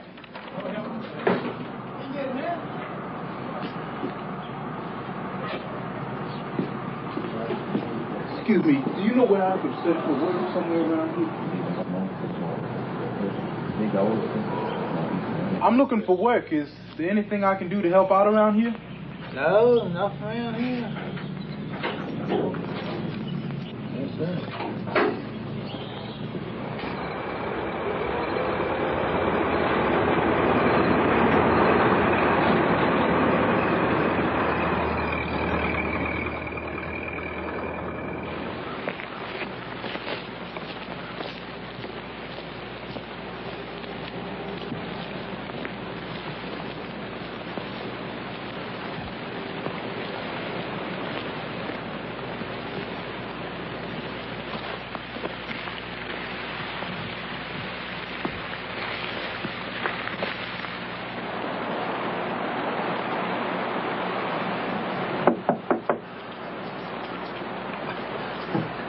Ma'am, I need a place to stay and maybe some place to warm myself up a little bit. You certainly can't stay here. Don't you know this is the house of bootleggers and robbers? Oh, I don't much care, ma'am. I'd just as soon get killed than stay out here and drown in this rain. If you feel like that, I guess you could come in and rest for just a little while. Oh. But if they come back, oh, come on in. Oh, thank you, ma'am. Thank you.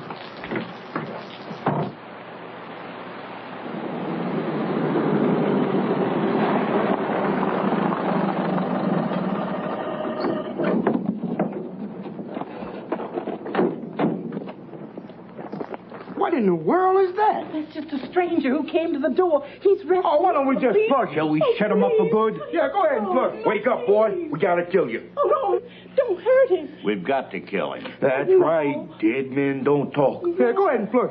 Don't kill me. Well, what good would it do you? You'd still have to take care of my body. He's got to go. He knows too much. Hold it. Wait a minute. Wait a minute. Jack, you've got to get out of here. I don't mean no harm. You don't mean me harm, but you've got to go. Well, I can work for them. I can do anything. What can you do? What can you do? Well, anything they want. Anything? I promise. All right. Can you steal? I can try. You don't have to worry about me. I won't talk. I need a light.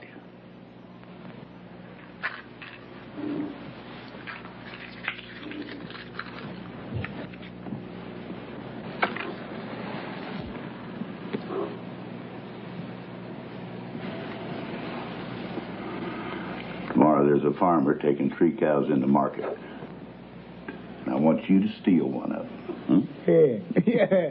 And I don't want you to let that farmer know you're doing it, huh?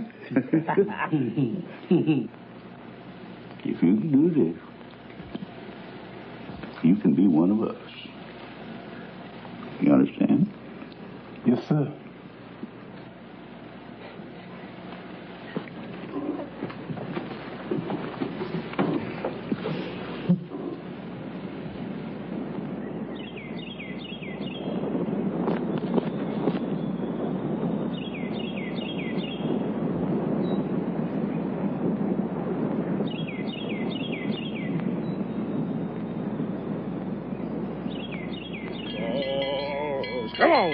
Come on, guys.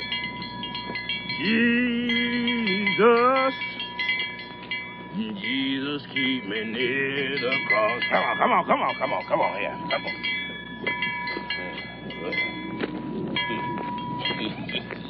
Yeah. Hey, whoa there.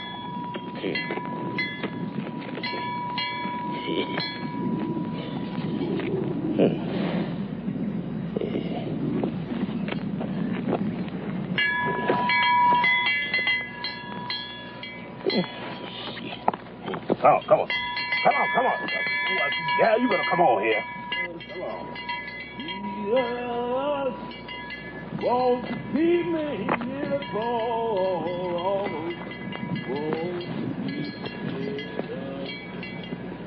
Jesus, Jesus, keep me near the cross. Come on, I said, come on here, girl. Jesus, keep me near the cross.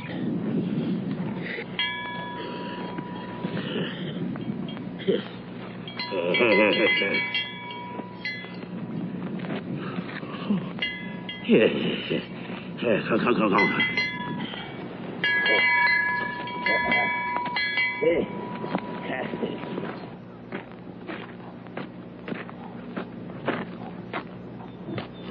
Doggone it, I know I left the shoe here. I dropped it right here.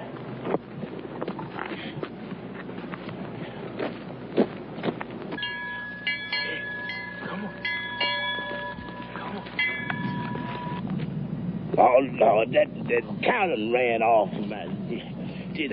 Yoo-hoo! Where? Yoo-hoo! Where? Lord have mercy, Jesus. That doggone cannon ran off. It ain't no shoe up. Doggone it. Where? I gotta go back up there and get that other cow joint. I'll get you that money. I need money. Money. That's all that woman talk about is money. Money this, money that. Money this, money that, money this.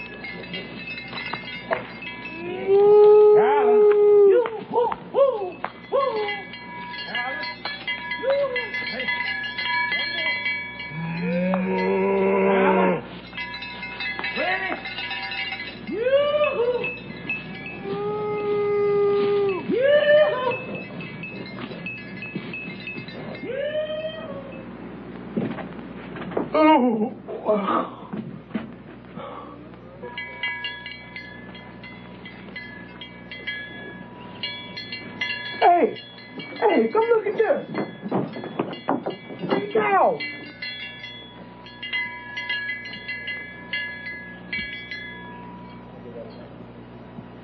Come on in here, boy. Come on. Sit down. How about a drink, huh? Give him a seat, Garland.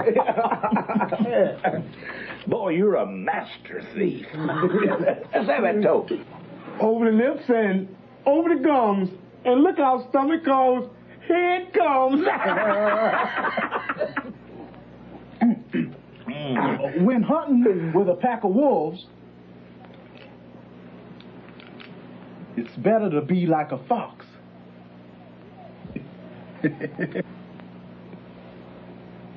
Well, yeah.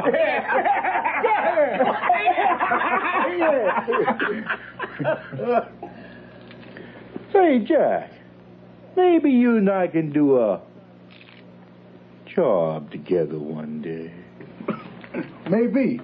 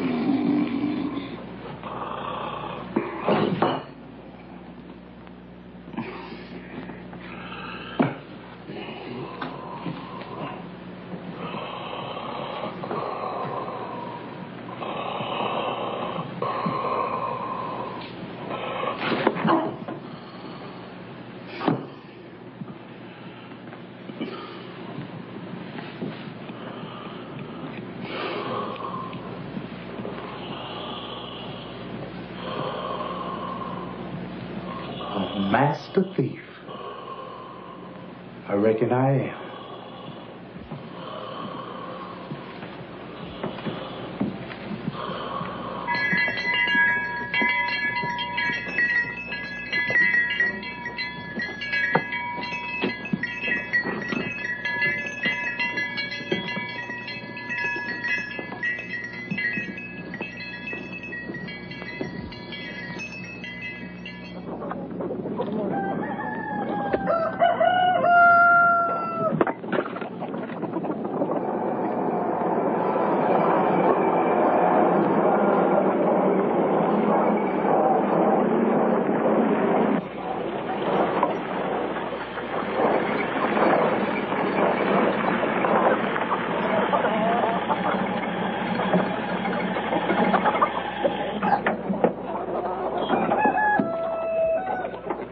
Don't you recognize your own son? What are you doing driving this car? It's mine, Pop. Bought it myself. You bought it yourself? That's right. It's a Ford, Pop. Goes up to 50 miles an hour. Ooh, that's too fast for me. What's that? Oh, there's where you put the crank in to start it up. But look here, Pop, it also has a key. Look at that. And listen to this. Hey, look here, Pop. This here's what you call a rumble seat. If you're ever thinking about courting again, I can put you and your girl back here. No, sir, I'm too old for that. How about this, Pop? Wow, where'd you get all this stuff? Well, I met up with a bunch of bootleggers and robbers, and they were going to kill me, Pop. Kill you? Yeah, but I tricked them. You tricked them? Stole all their money. Stole all their money? That's right. They even called me a master thief. Well, I'll be doggone. Now, all you got to do is go up to Doc Scott's house and tell him I'm ready for Emily now. Nah, I can't do that. Well, what's wrong, Pop? I just can't. Well, how come, Pop? Now, how I'm going to tell them folks that you stole that money? Well, Pop, just tell them the truth. Now, go on, Pop. Go on, old man. Emily's waiting on me. You hurry up back and tell them I got the money. We're ready to set a wedding date now, and I'll have dinner ready when you come back. Hurry up now. Stop dragging your feet.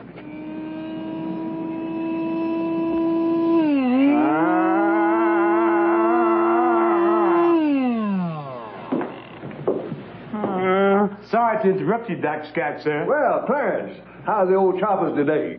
Oh, fine, fine. Good. Jack's back. Now, Clarence, I've told that boy of yours that he can't come around here to see him anymore. That boy of yours never going to amount to anything. But Dr. Scott, he came back with a new set of clothes, a brand new fancy car, and he says he has all his money he needs to marry your daughter. Well, now, he hadn't been gone that long. How'd he get the money so quick? Well, he stole all the money from a bunch of bootleggers and thieves. He sort of apprenticed with them and learned a few tricks. And Doc, he told me to tell you that now he's a master thief. Master, hey? A master thief, huh? That's what he told me. A master thief. Well, now, I'm just going to have to try him out. You tell that boy of yours that if he still wants to court Emily, he's going to have to steal my car at the barn tonight without anyone knowing it. And tell him it won't be easy, because I'm going to have a couple of mean boys watching out for it. Mean boys? Imagine a country boy driving my car, marrying my daughter. Master thief, huh?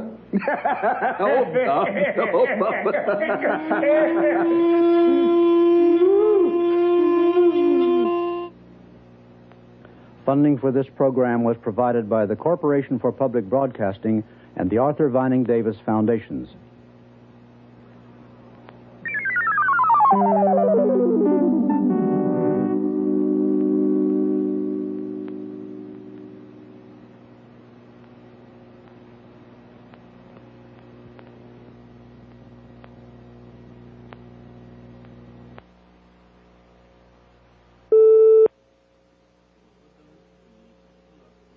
In part by a grant from the Ohio State Department of Education.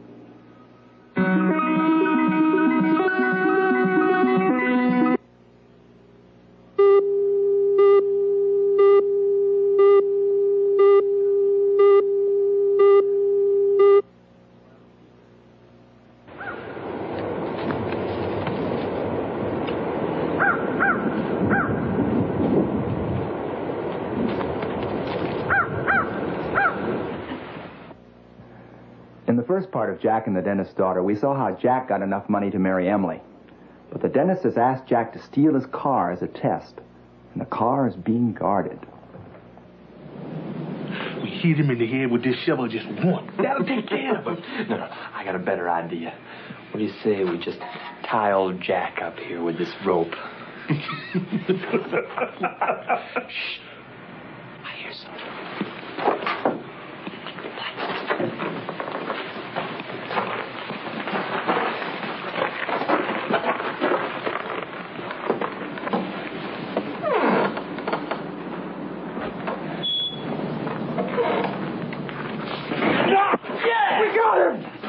Hold on to him. I got him. Hold on to him. Time tight. Time tight.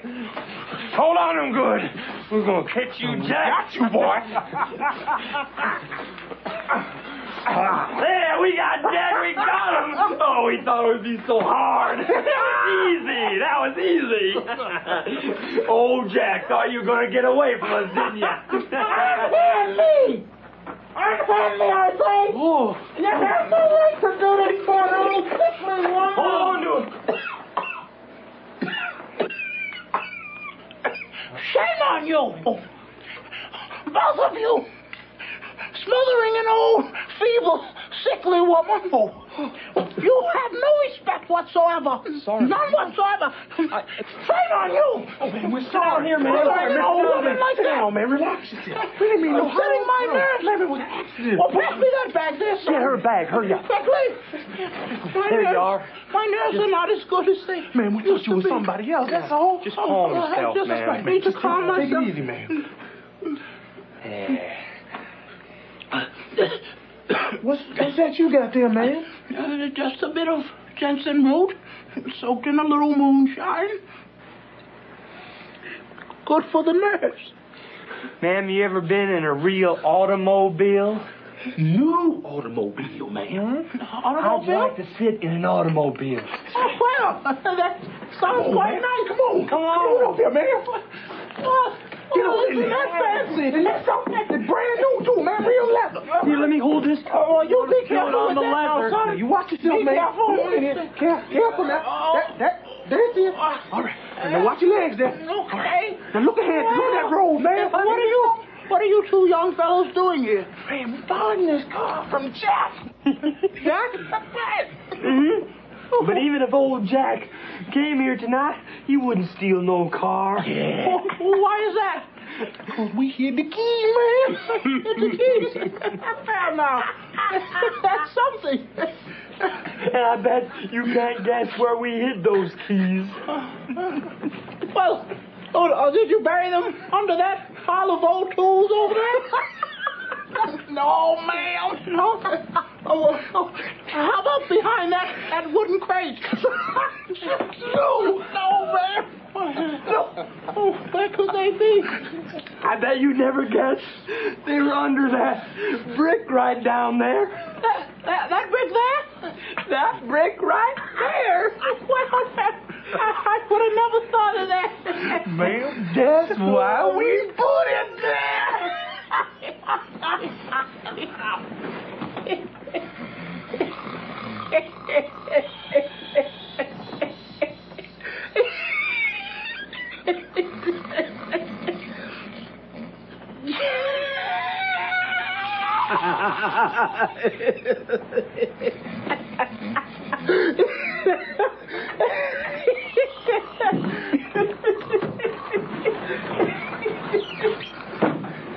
Now, don't you boys worry none. I have both hands on the wheel.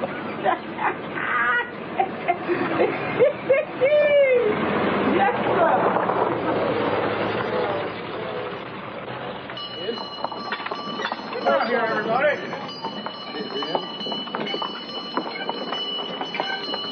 Up there, man. Up there. Up there. There, straighten up there.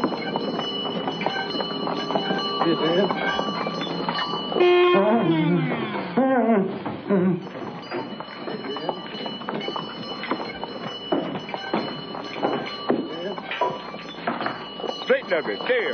Daddy! Daddy! Whoa, Daddy! whoa. Look, Jack did it! What the? Clarence! What the? Clarence! Clarence! Clarence! What are you doing with my car? Why, Jack wanted me to bring your car back, Dr. Scott. What do you want me to do with it? Well, the first thing is unhitch those confound mules. Yes, sir. Where are the keys? Right back there. Luther, Oscar, wake up, wake up. Where's the keys? Daddy! Daddy! Oh, what? Jack can come carting now, can't he? Oh, yes, Miss Emily. That's what your daddy said. Oh, no, he can't. Mama, isn't that what Daddy said? Daddy, you get that fool car out the road. My goodness, the things you get yourself into. Look how you blocking things What does it up. look like I'm trying to do, woman? Wake up, boy, wake up. Oh, that blasted. Got the mules unhitched, Dr. Scott. Well, hitch them back up and hurry up about it. Hitch them up again? Yeah. Ain't just two jackasses in that road. Say, come on, boys. Luther, Oscar, wake up. What are you boys been good doing? morning, Dr. Scott. Nice day for a drive. Oh, good morning, Reverend.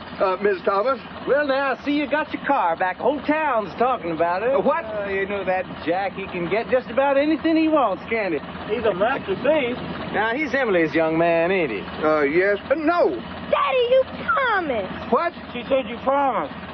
No, I didn't. You did, too. I heard you. Oh, you keep out of this. Well, now, looks like we're going to have another wedding in town right soon. You know, I'd like to perform that ceremony. Well, Reverend, I don't think you're going to get the chance. Mules all hitched up. Well, let's get moving. Come on, You know, hurry those up. two of the finest mules I've seen hitched up to a car today.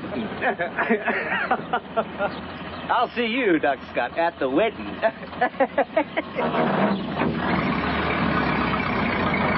Clarence. Unhitch him again, right, Dr. No. Scott? Well, hitch him up or unhitch him. Clarence, there's one more thing Jack has to steal.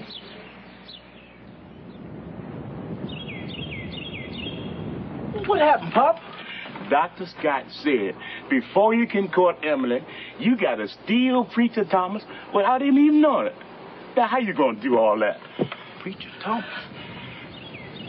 Let me borrow the Bible. What are you doing, Jack? Where you going? Boy, why don't you forget about that girl? I told you, son. Look, that girl got you crazy.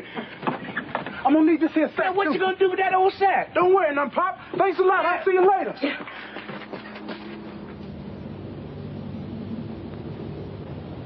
How come you didn't finish the food on your plate? Well, it don't taste like nothing, woman. Well, if I put spices on it, you get indigestion. Remember what happened to you last night? Woman, I'm just asking that my food have some taste to it. Just... Now, why don't you come in here and help me with these dishes? You want me to do everything around here? Just give me strength to live with that woman one more day. Just one more day.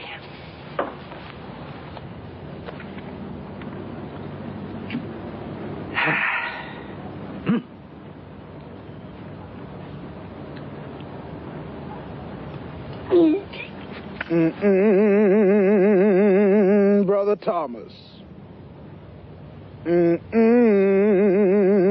Brother Thomas. Who are you? Fear not, Brother Thomas, for I am an angel sent from God. Now, don't be afraid, Brother Thomas. For you are chosen of God. Me? What does the Lord want me to do? Your days of toil on earth are over. Just as Elijah was swooped up by the fiery chariots and carried away to his salvation, so too the Lord has seen fit to rescue you from the evils of the earth. I have come to take you alive to heaven. And get this, without tasting death. Alive? Are you sure you got the right man? You are the Reverend Fred Thomas, aren't you? Angel, I'm ready to tell the Lord, send the chariot. Wait a minute. You're not going by chariot. But you said... Well, wait, just a minute now, Brother Thomas. You see, I cannot disclose the glories of heaven to you so swiftly. Your mortal eyes could not bear to see the secrets of the journey. Therefore, I will mercifully take you there in this here sack. Oh, yes. Husband, get in here and help me with the dishes. Miss Angel, I have one question. Will I be traveling alone? Yes, Brother Thomas, alone.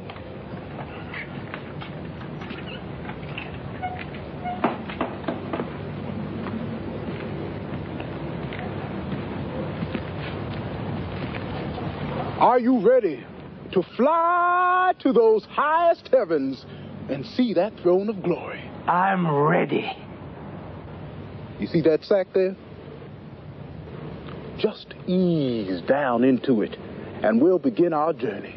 I'm going to meet the Lord. Yes, sir. I am. Now, you just hold on, Brother Thomas, and we're going to start our journey. Here we go now.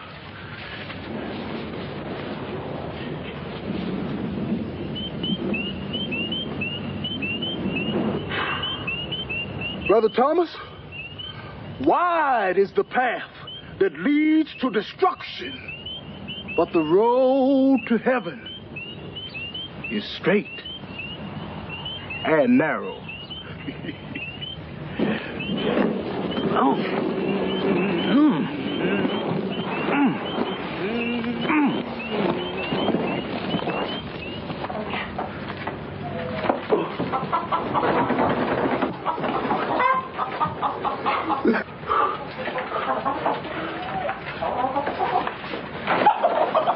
What's that sound, Angel?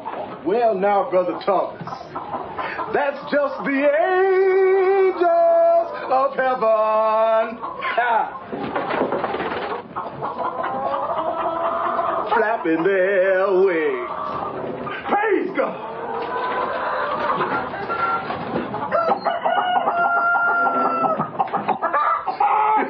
Oh, no. Let the water and the blood from the side of healing blood be... What, Dr. Scott? You made it too. Rock of Ages, cleft for me. Jack, you sure did a fine job on that one. Oh, that was great. It's just like you said, Dr. Scott. Now I'm ready to marry Emily. Oh, Jack, that was just a big joke. Just a big joke. Now, I tell you what. Here's $10 for your trouble. Oh, I don't want none of your money, sir. Now, I got the preacher here just like I said I would, and you promised I could marry Jack, Emily. you're a poor boy. Come on, you need the money. I don't want your money, sir. Now, I'm sorry, but I did my end of the deal. Now, you promised that I could marry Emily, and that's all I want.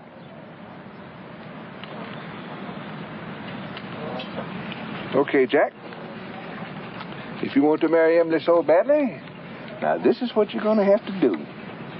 You're going to have to get my wife's wedding ring and the sheet off my bed without us knowing it. And remember, if you come as a thief, I'm going to treat you as a thief.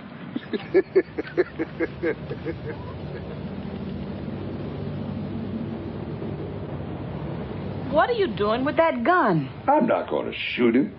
I just want to scare him some. Oh, fool, I can't believe you're going to go to bed with a gun. This is ridiculous. Oh, you always think you know everything about everything. Now, this is between me and Jack. You tell him to get my ring and my sheet? What you talking about? Oh, hush up and go on to sleep. He can't get in anyway. Man.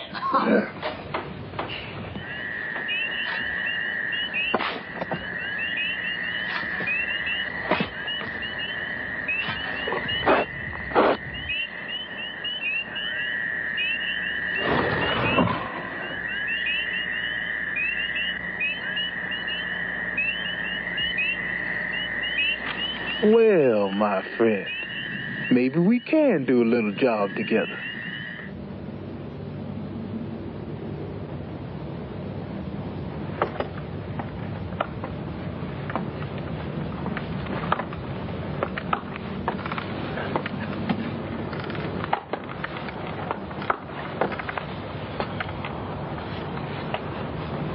What is that? You see there? It's Jack. Jack, get away from that window. I've got a gun. Are you crazy, Jack? Be careful. Jack, I'm going to shoot. Down. I said, get away from that. No. Give me that gun, you old fool. I'm not going to let you... Oh, Lord Almighty, what have you done? It's all your fault. You shouldn't have grabbed my arm. I didn't want to shoot him. I just wanted to scare him a little bit. No, hurry on down there and see how he is. Oh, my Lord. Oh, my Lord. Oh, what have you done? Oh, no. Oh, my Lord. Oh, no.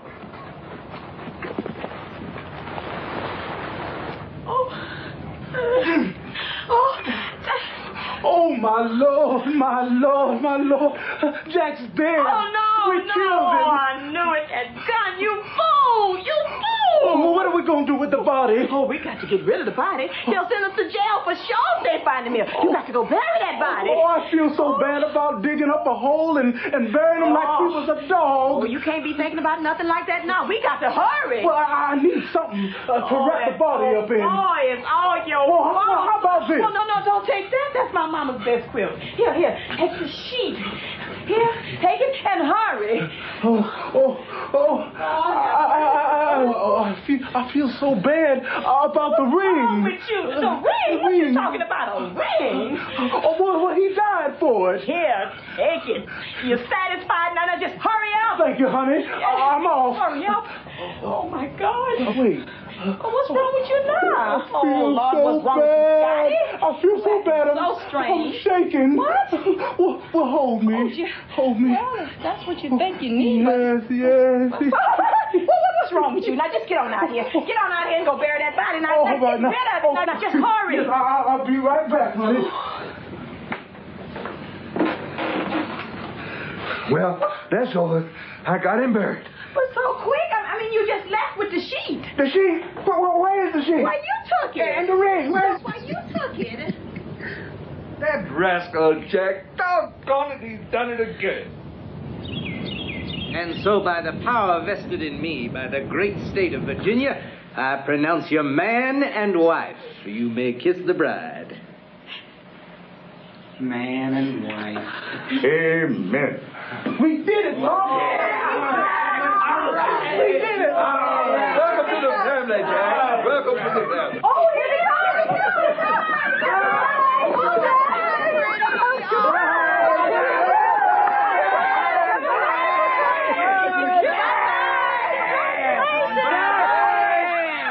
Take care of my little girl now. Don't forget your grandchildren.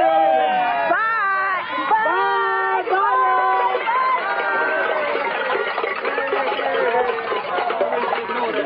Bye-bye. I always knew that boy of yours would amount to something. Yeah, me too. Bye-bye. Goodbye. Drive carefully now. Bye. Bye-bye.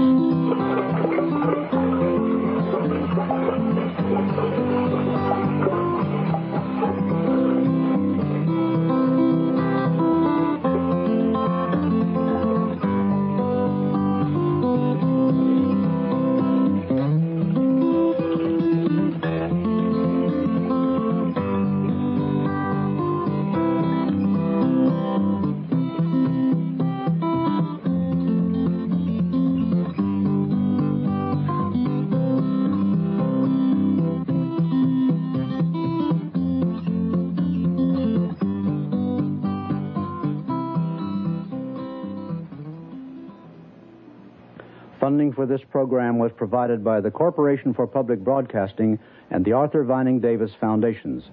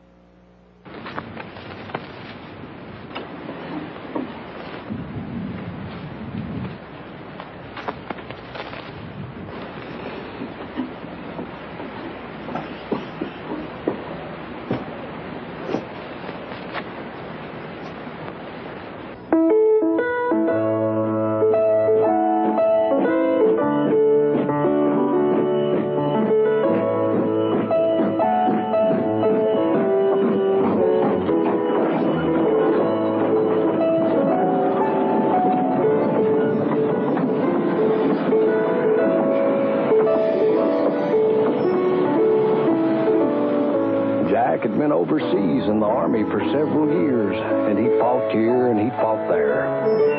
And then the war ended, and he was discharged and sent home. Now, back in those days, the government didn't pay soldiers a whole lot, and all Jack had was a couple of sandwiches to keep him going until he found himself a good place to settle down.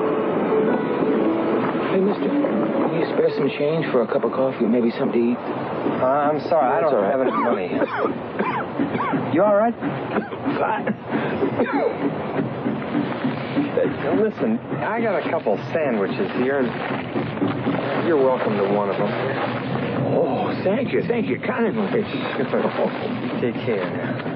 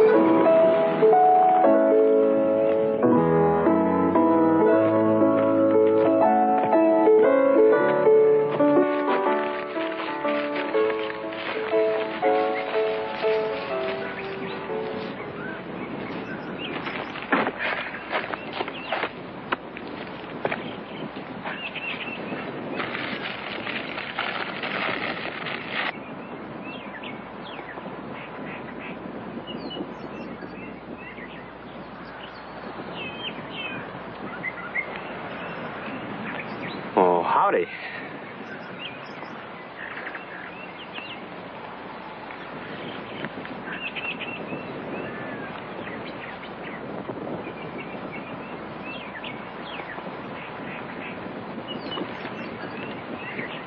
Well, I got a sandwich here. You're welcome to half of it.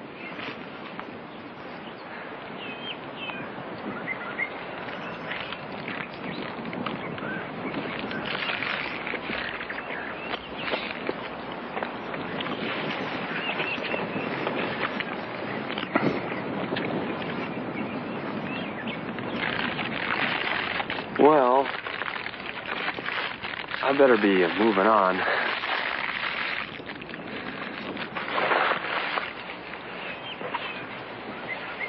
Take care.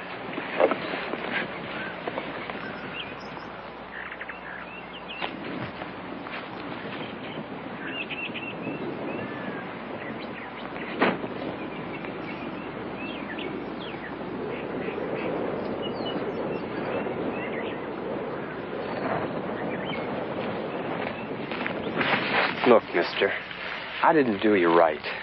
A fella down the road, I gave him a whole sandwich, and I gave you nothing but half. So, here. Thank you. Take care. I've got something for you. Sit down.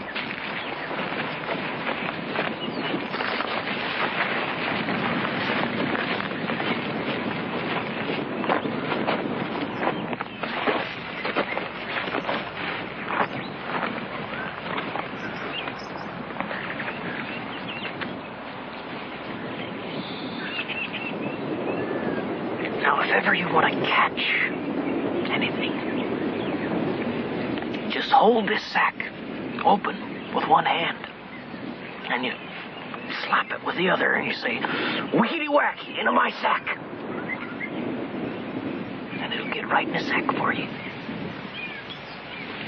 Seriously. Wickety-whack? Wickety-whack, into my sack. Wickety-whack, into my sack. This jar. If someone's sick, this jar will tell you whether that person is going to get well or die. All you got to do is to fill it up with a little clear water. Then you hold it up. And you look through it. And if you see his death standing at the foot of the bed, well, then you know the person's going to get well. But if you see death awaiting at the head of the bed, then, by craggy, and that person's going to die. And you'll know it.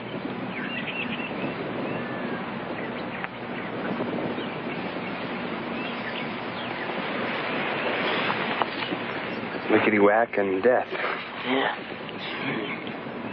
Just hold it up there.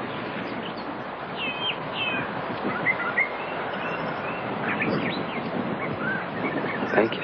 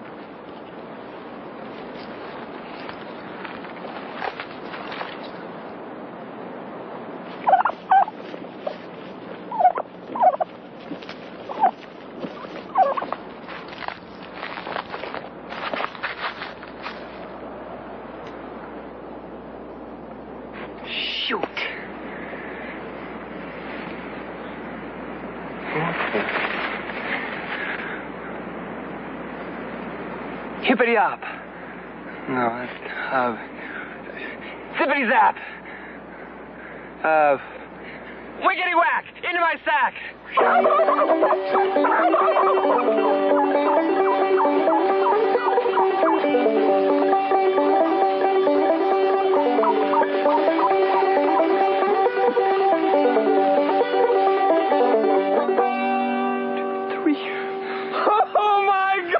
It works! It works!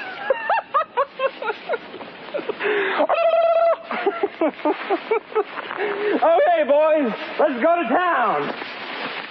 3 old turkeys.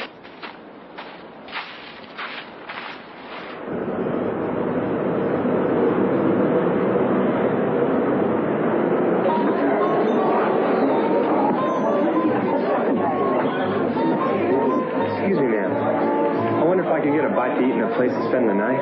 Well, special's 35 cents and the cabin is 50 cents. I'm a little short on cash, but I got 3 wild turkeys out here in a sack. I don't serve anything with buckshot in it. No, ma'am. I caught these turkeys. They're live turkeys. You mean to tell me that you caught 3 live turkeys in a sack? Yeah. Yeah, you want to see them? Bring them in.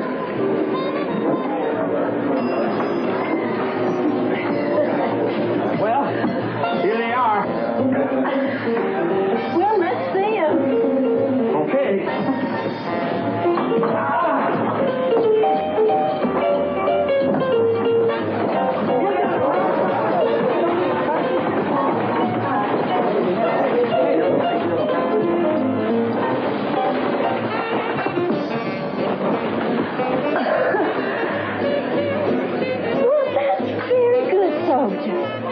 I'll give you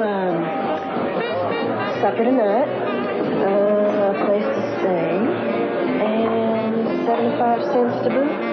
Sounds fine to me. How about some coffee? Sure. What's your name, soldier? Jack. Jack, pleased to meet you.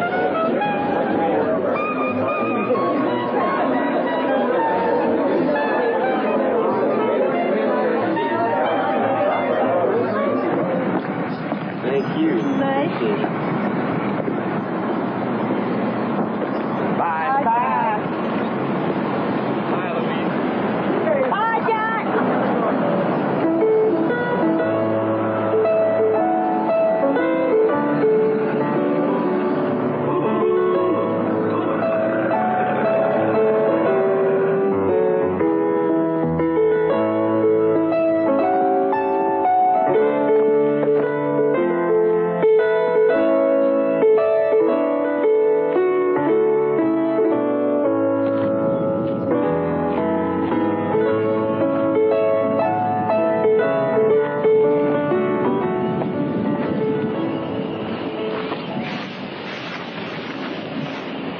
Free house. Inquire at the drugstore.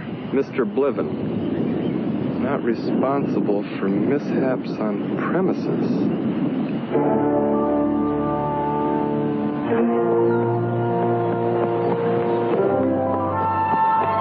Hey, son, hey. Hey, is this sign true? Yes, sir, it is. Well, where do I find Mr. Bliven?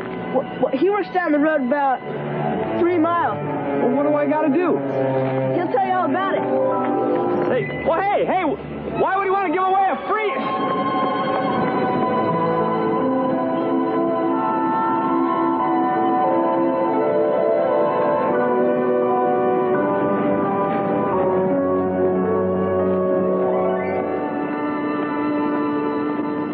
Excuse me. Are you Mr. Bliven? Yeah, but we're closed now. You'll have to come back at 8:30 in the morning. Good night. Well, is that sign true down the road? Are you just going to give away that house? Oh, that house. Yeah, you get the whole farm and $1,000 to boot. Well, what do I got to do? Well, you just got to spend one night in that house. Just one night? That's it? What's your name, soldier? Jack. Jack. The house is haunted. Haunted? You mean like ghosts and all? Yeah, and we're trying to find somebody to break that haunt. Well, I'll try. Let's go. You mean now? Yeah, why not? Well, all right. Will you drive? Oh, it ain't just ghosts in there. It's well, we don't know exactly what it is, but we're afraid it's going to get all over the entire settlement, and Mr. Bliven? Mr. Bliven? You okay? For God's sake, Jack, turn those lights back on. Sorry. Jack, are you sure you really want to go through with this? I mean, those other fellas... Mr. Bliven, I told you. I've been looking for a place to fix up and kind of settle down finally. I think this is the place. Oh, yeah, it used to be a mighty fine place, all right. But those other fellas... Mr. Bliven, I told you. I've been overseas with the war and all. I saw some pretty rough stuff, but I never run. Oh, well, they didn't run either. They spent the whole night. Well, how come you didn't give them the house then? Well, that's what I've been trying to tell you, Jack. When I came back the next morning to pick them up, they was dead. Dead as a doornail. Dead? Buried him myself over there. Mr. Blevin, I don't scare easy. I told you that before. Jack! Are you sure you want to do this? Yes. Well, all right, but I warned you. Flies you might use. Good night, Mr. Blevin. Goodbye, Jack.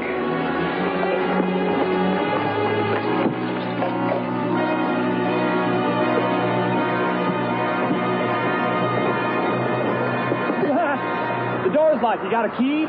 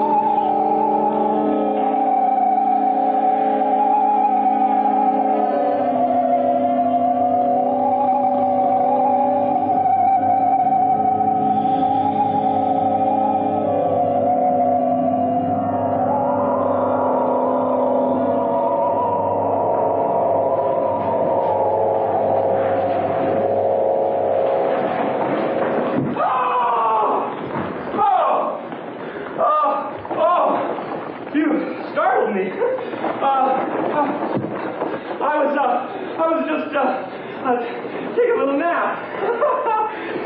You fellas from around here? I don't remember.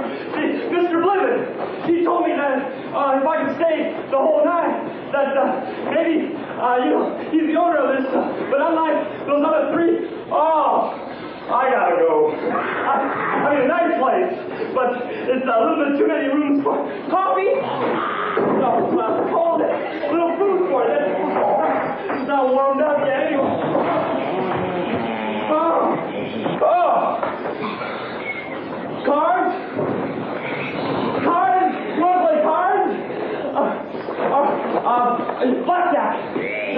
Do you know me? Poker. Poker? You want to play poker? Okay. Let's play some poker.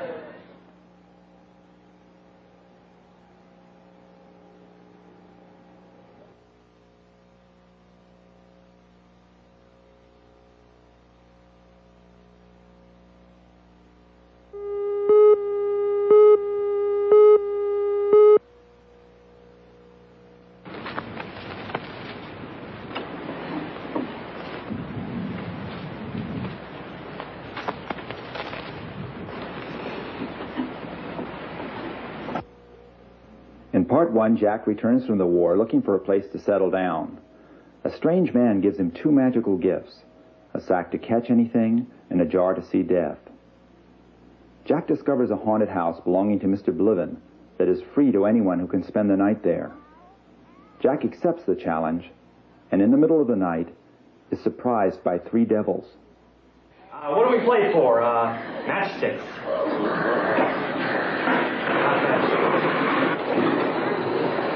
High stakes.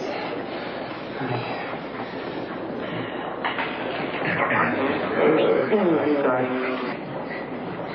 All right, here we go.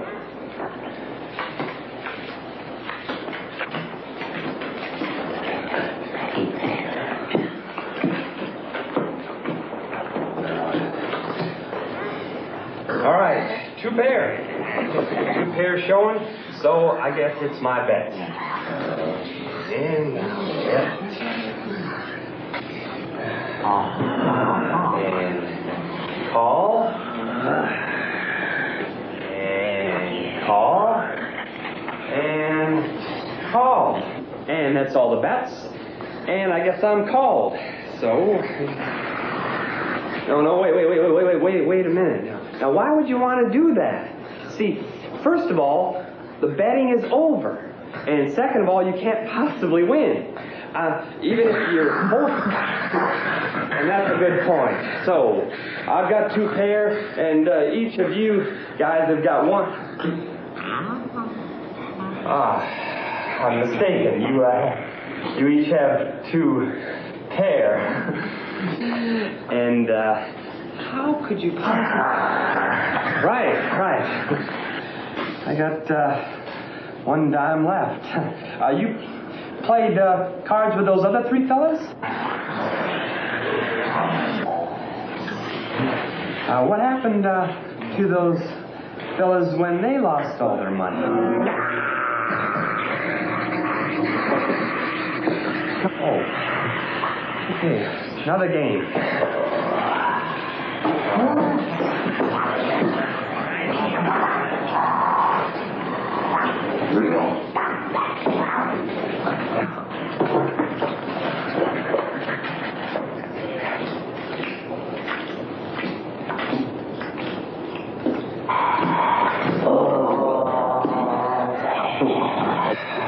Kings are high, and it's your bet.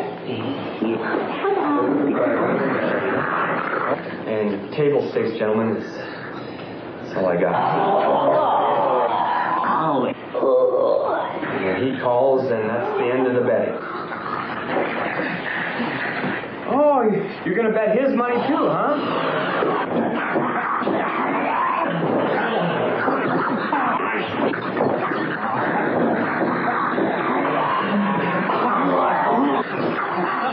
Oh, gentlemen, settle down now. Settle down. You lost the game anyway. All right. Wow, this is starting to get fun now. I think I'm just getting the hang of it. What do you say we double the stakes?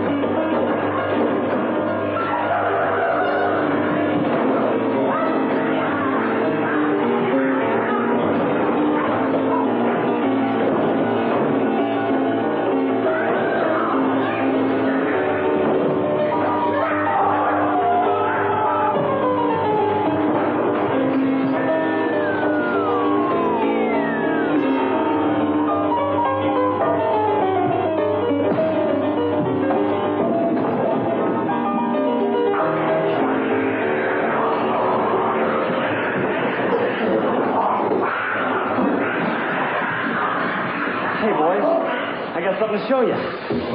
Wickety whack. Into my sack.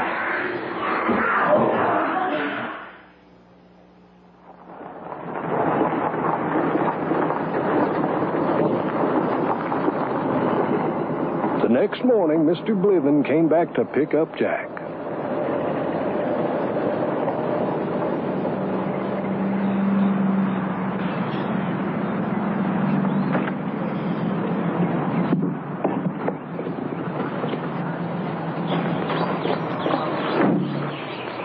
Well, come on, boys.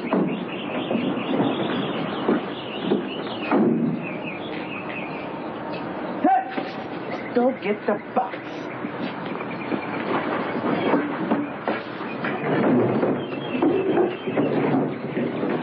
Well, come on. Take it on me. Go.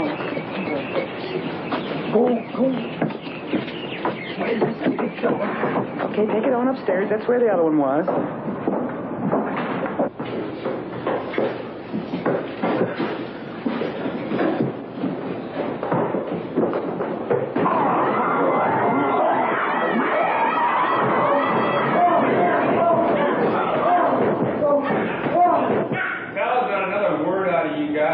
Take that pandy again.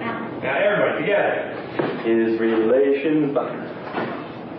Boys, I told you, you come in on his relations by the score.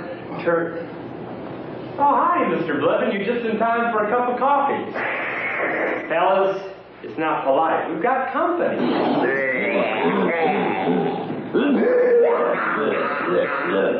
They took the devils down to the blacksmith and paid him to sledge them until they were just smoke and powder. I want a big smile from all of you folks. All right, now hold it here. Mr. Bliven, give him the money. Here is your reward. Thank you, sir. Real good. And I hope this means you're going to stay around these parts for a nice long time. Well, I believe I will. Well, bless your soul. Yes, indeed. Thank you.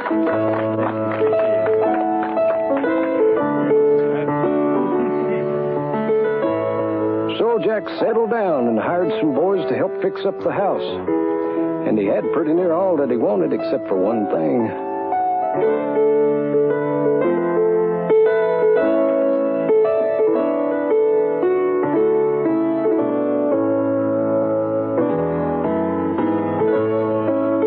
Interrupt this program for a special bulletin. While campaigning with her father in Washington, the president's daughter was suddenly struck down by a mysterious illness. Our reporters were on the scene.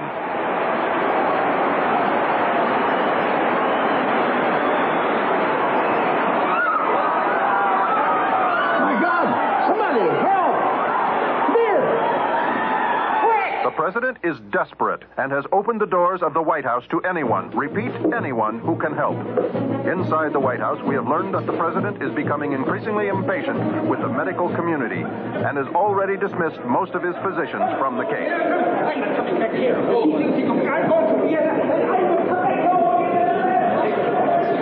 Mr. President, if we can't cure your daughter, nobody can!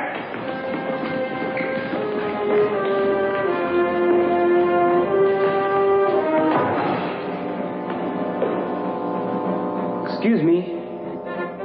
Am I in the right place?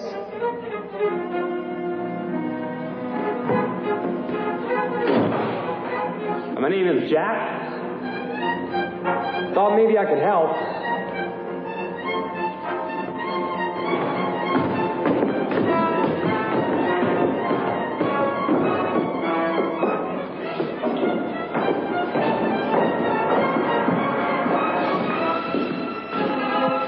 Mr. President. Jack, sir. Hello, Mr. President. He doesn't look like any doctor. Where did this man come from? Mr. President, he's the only one left. Sir, I'm not a doctor, but I think I can help your daughter.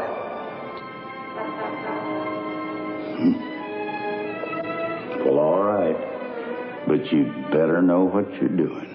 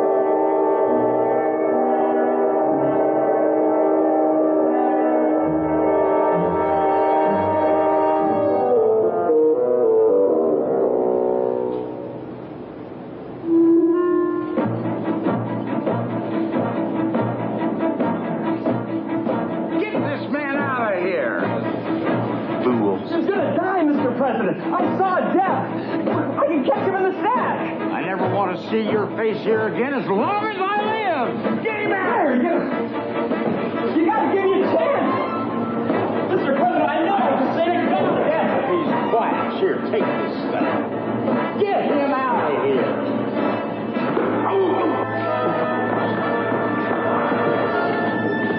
Get him out of there now. Mr. President, the door is locked. Hey, down the alarm.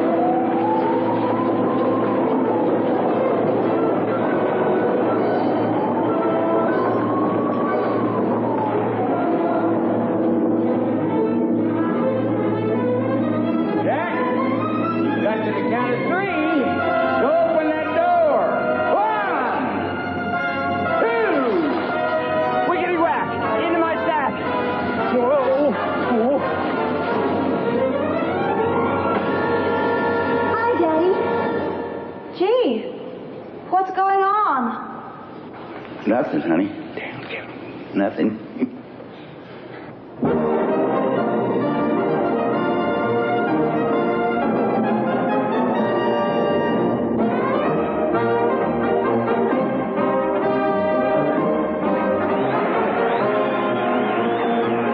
It's a storybook ending in Washington this week as thousands of well-wishers gather to watch a relieved and happy president present Jack with the nation's highest honor.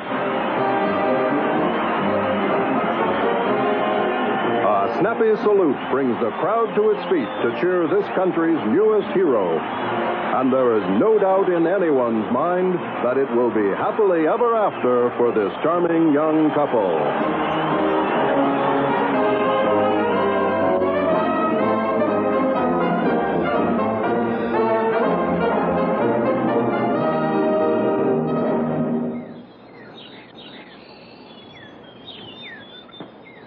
Jack went back home and took the sack with death and hung it in a tree. And after a while, everybody forgot about it. A few things changed, but mostly they stayed just the same. The seasons changed and the years went by, and folks got older and older. But they didn't seem to notice, because without death in the world, it's hard to mark time. Jack took care of the house and did some light farming, and time passed and time passed. And Jack was out walking behind the house one day when he met an old woman.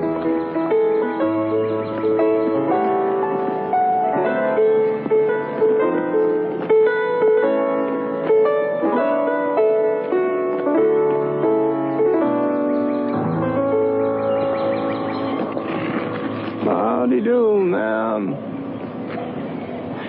Howdy do, son. How you getting along, Granny?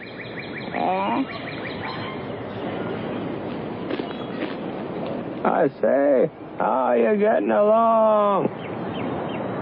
Oh, Lord, son, it's awful. What's awful? 206 years old, that's what's the matter. How old are you, Sonny? Me, I can't remember. I can't die, that's what's the matter. You mean you want to die? It's awful. Why can't you die? Ain't you heard? Some blame fools tied death up in a sack. Ain't nobody died around here for 150 years. Now that ain't natural, is it? No. Ain't natural.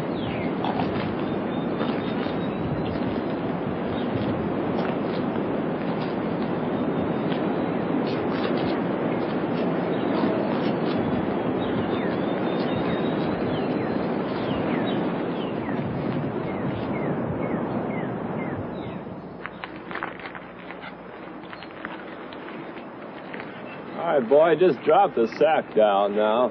Real easy.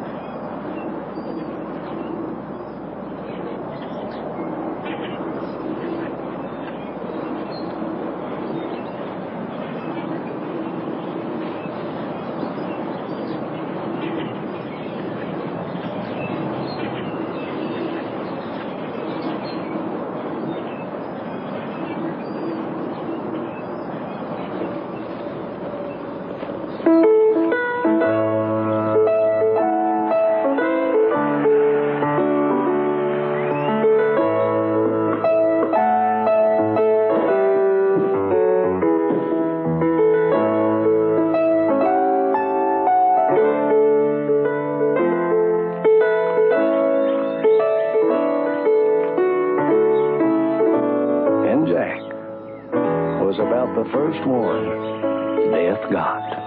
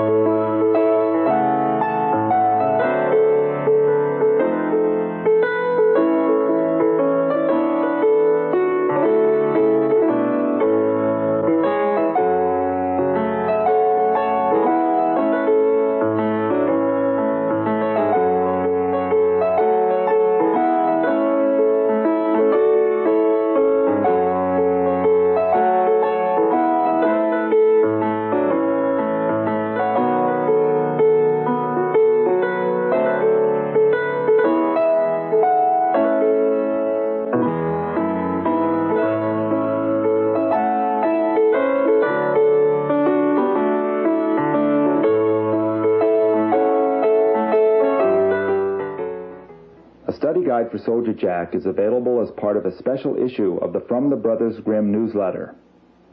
Contact your local ITV director or send $2 to Newsletter, Soldier Jack, Davenport Films, Route 1, Box 527, Delaplane, Virginia, 22025.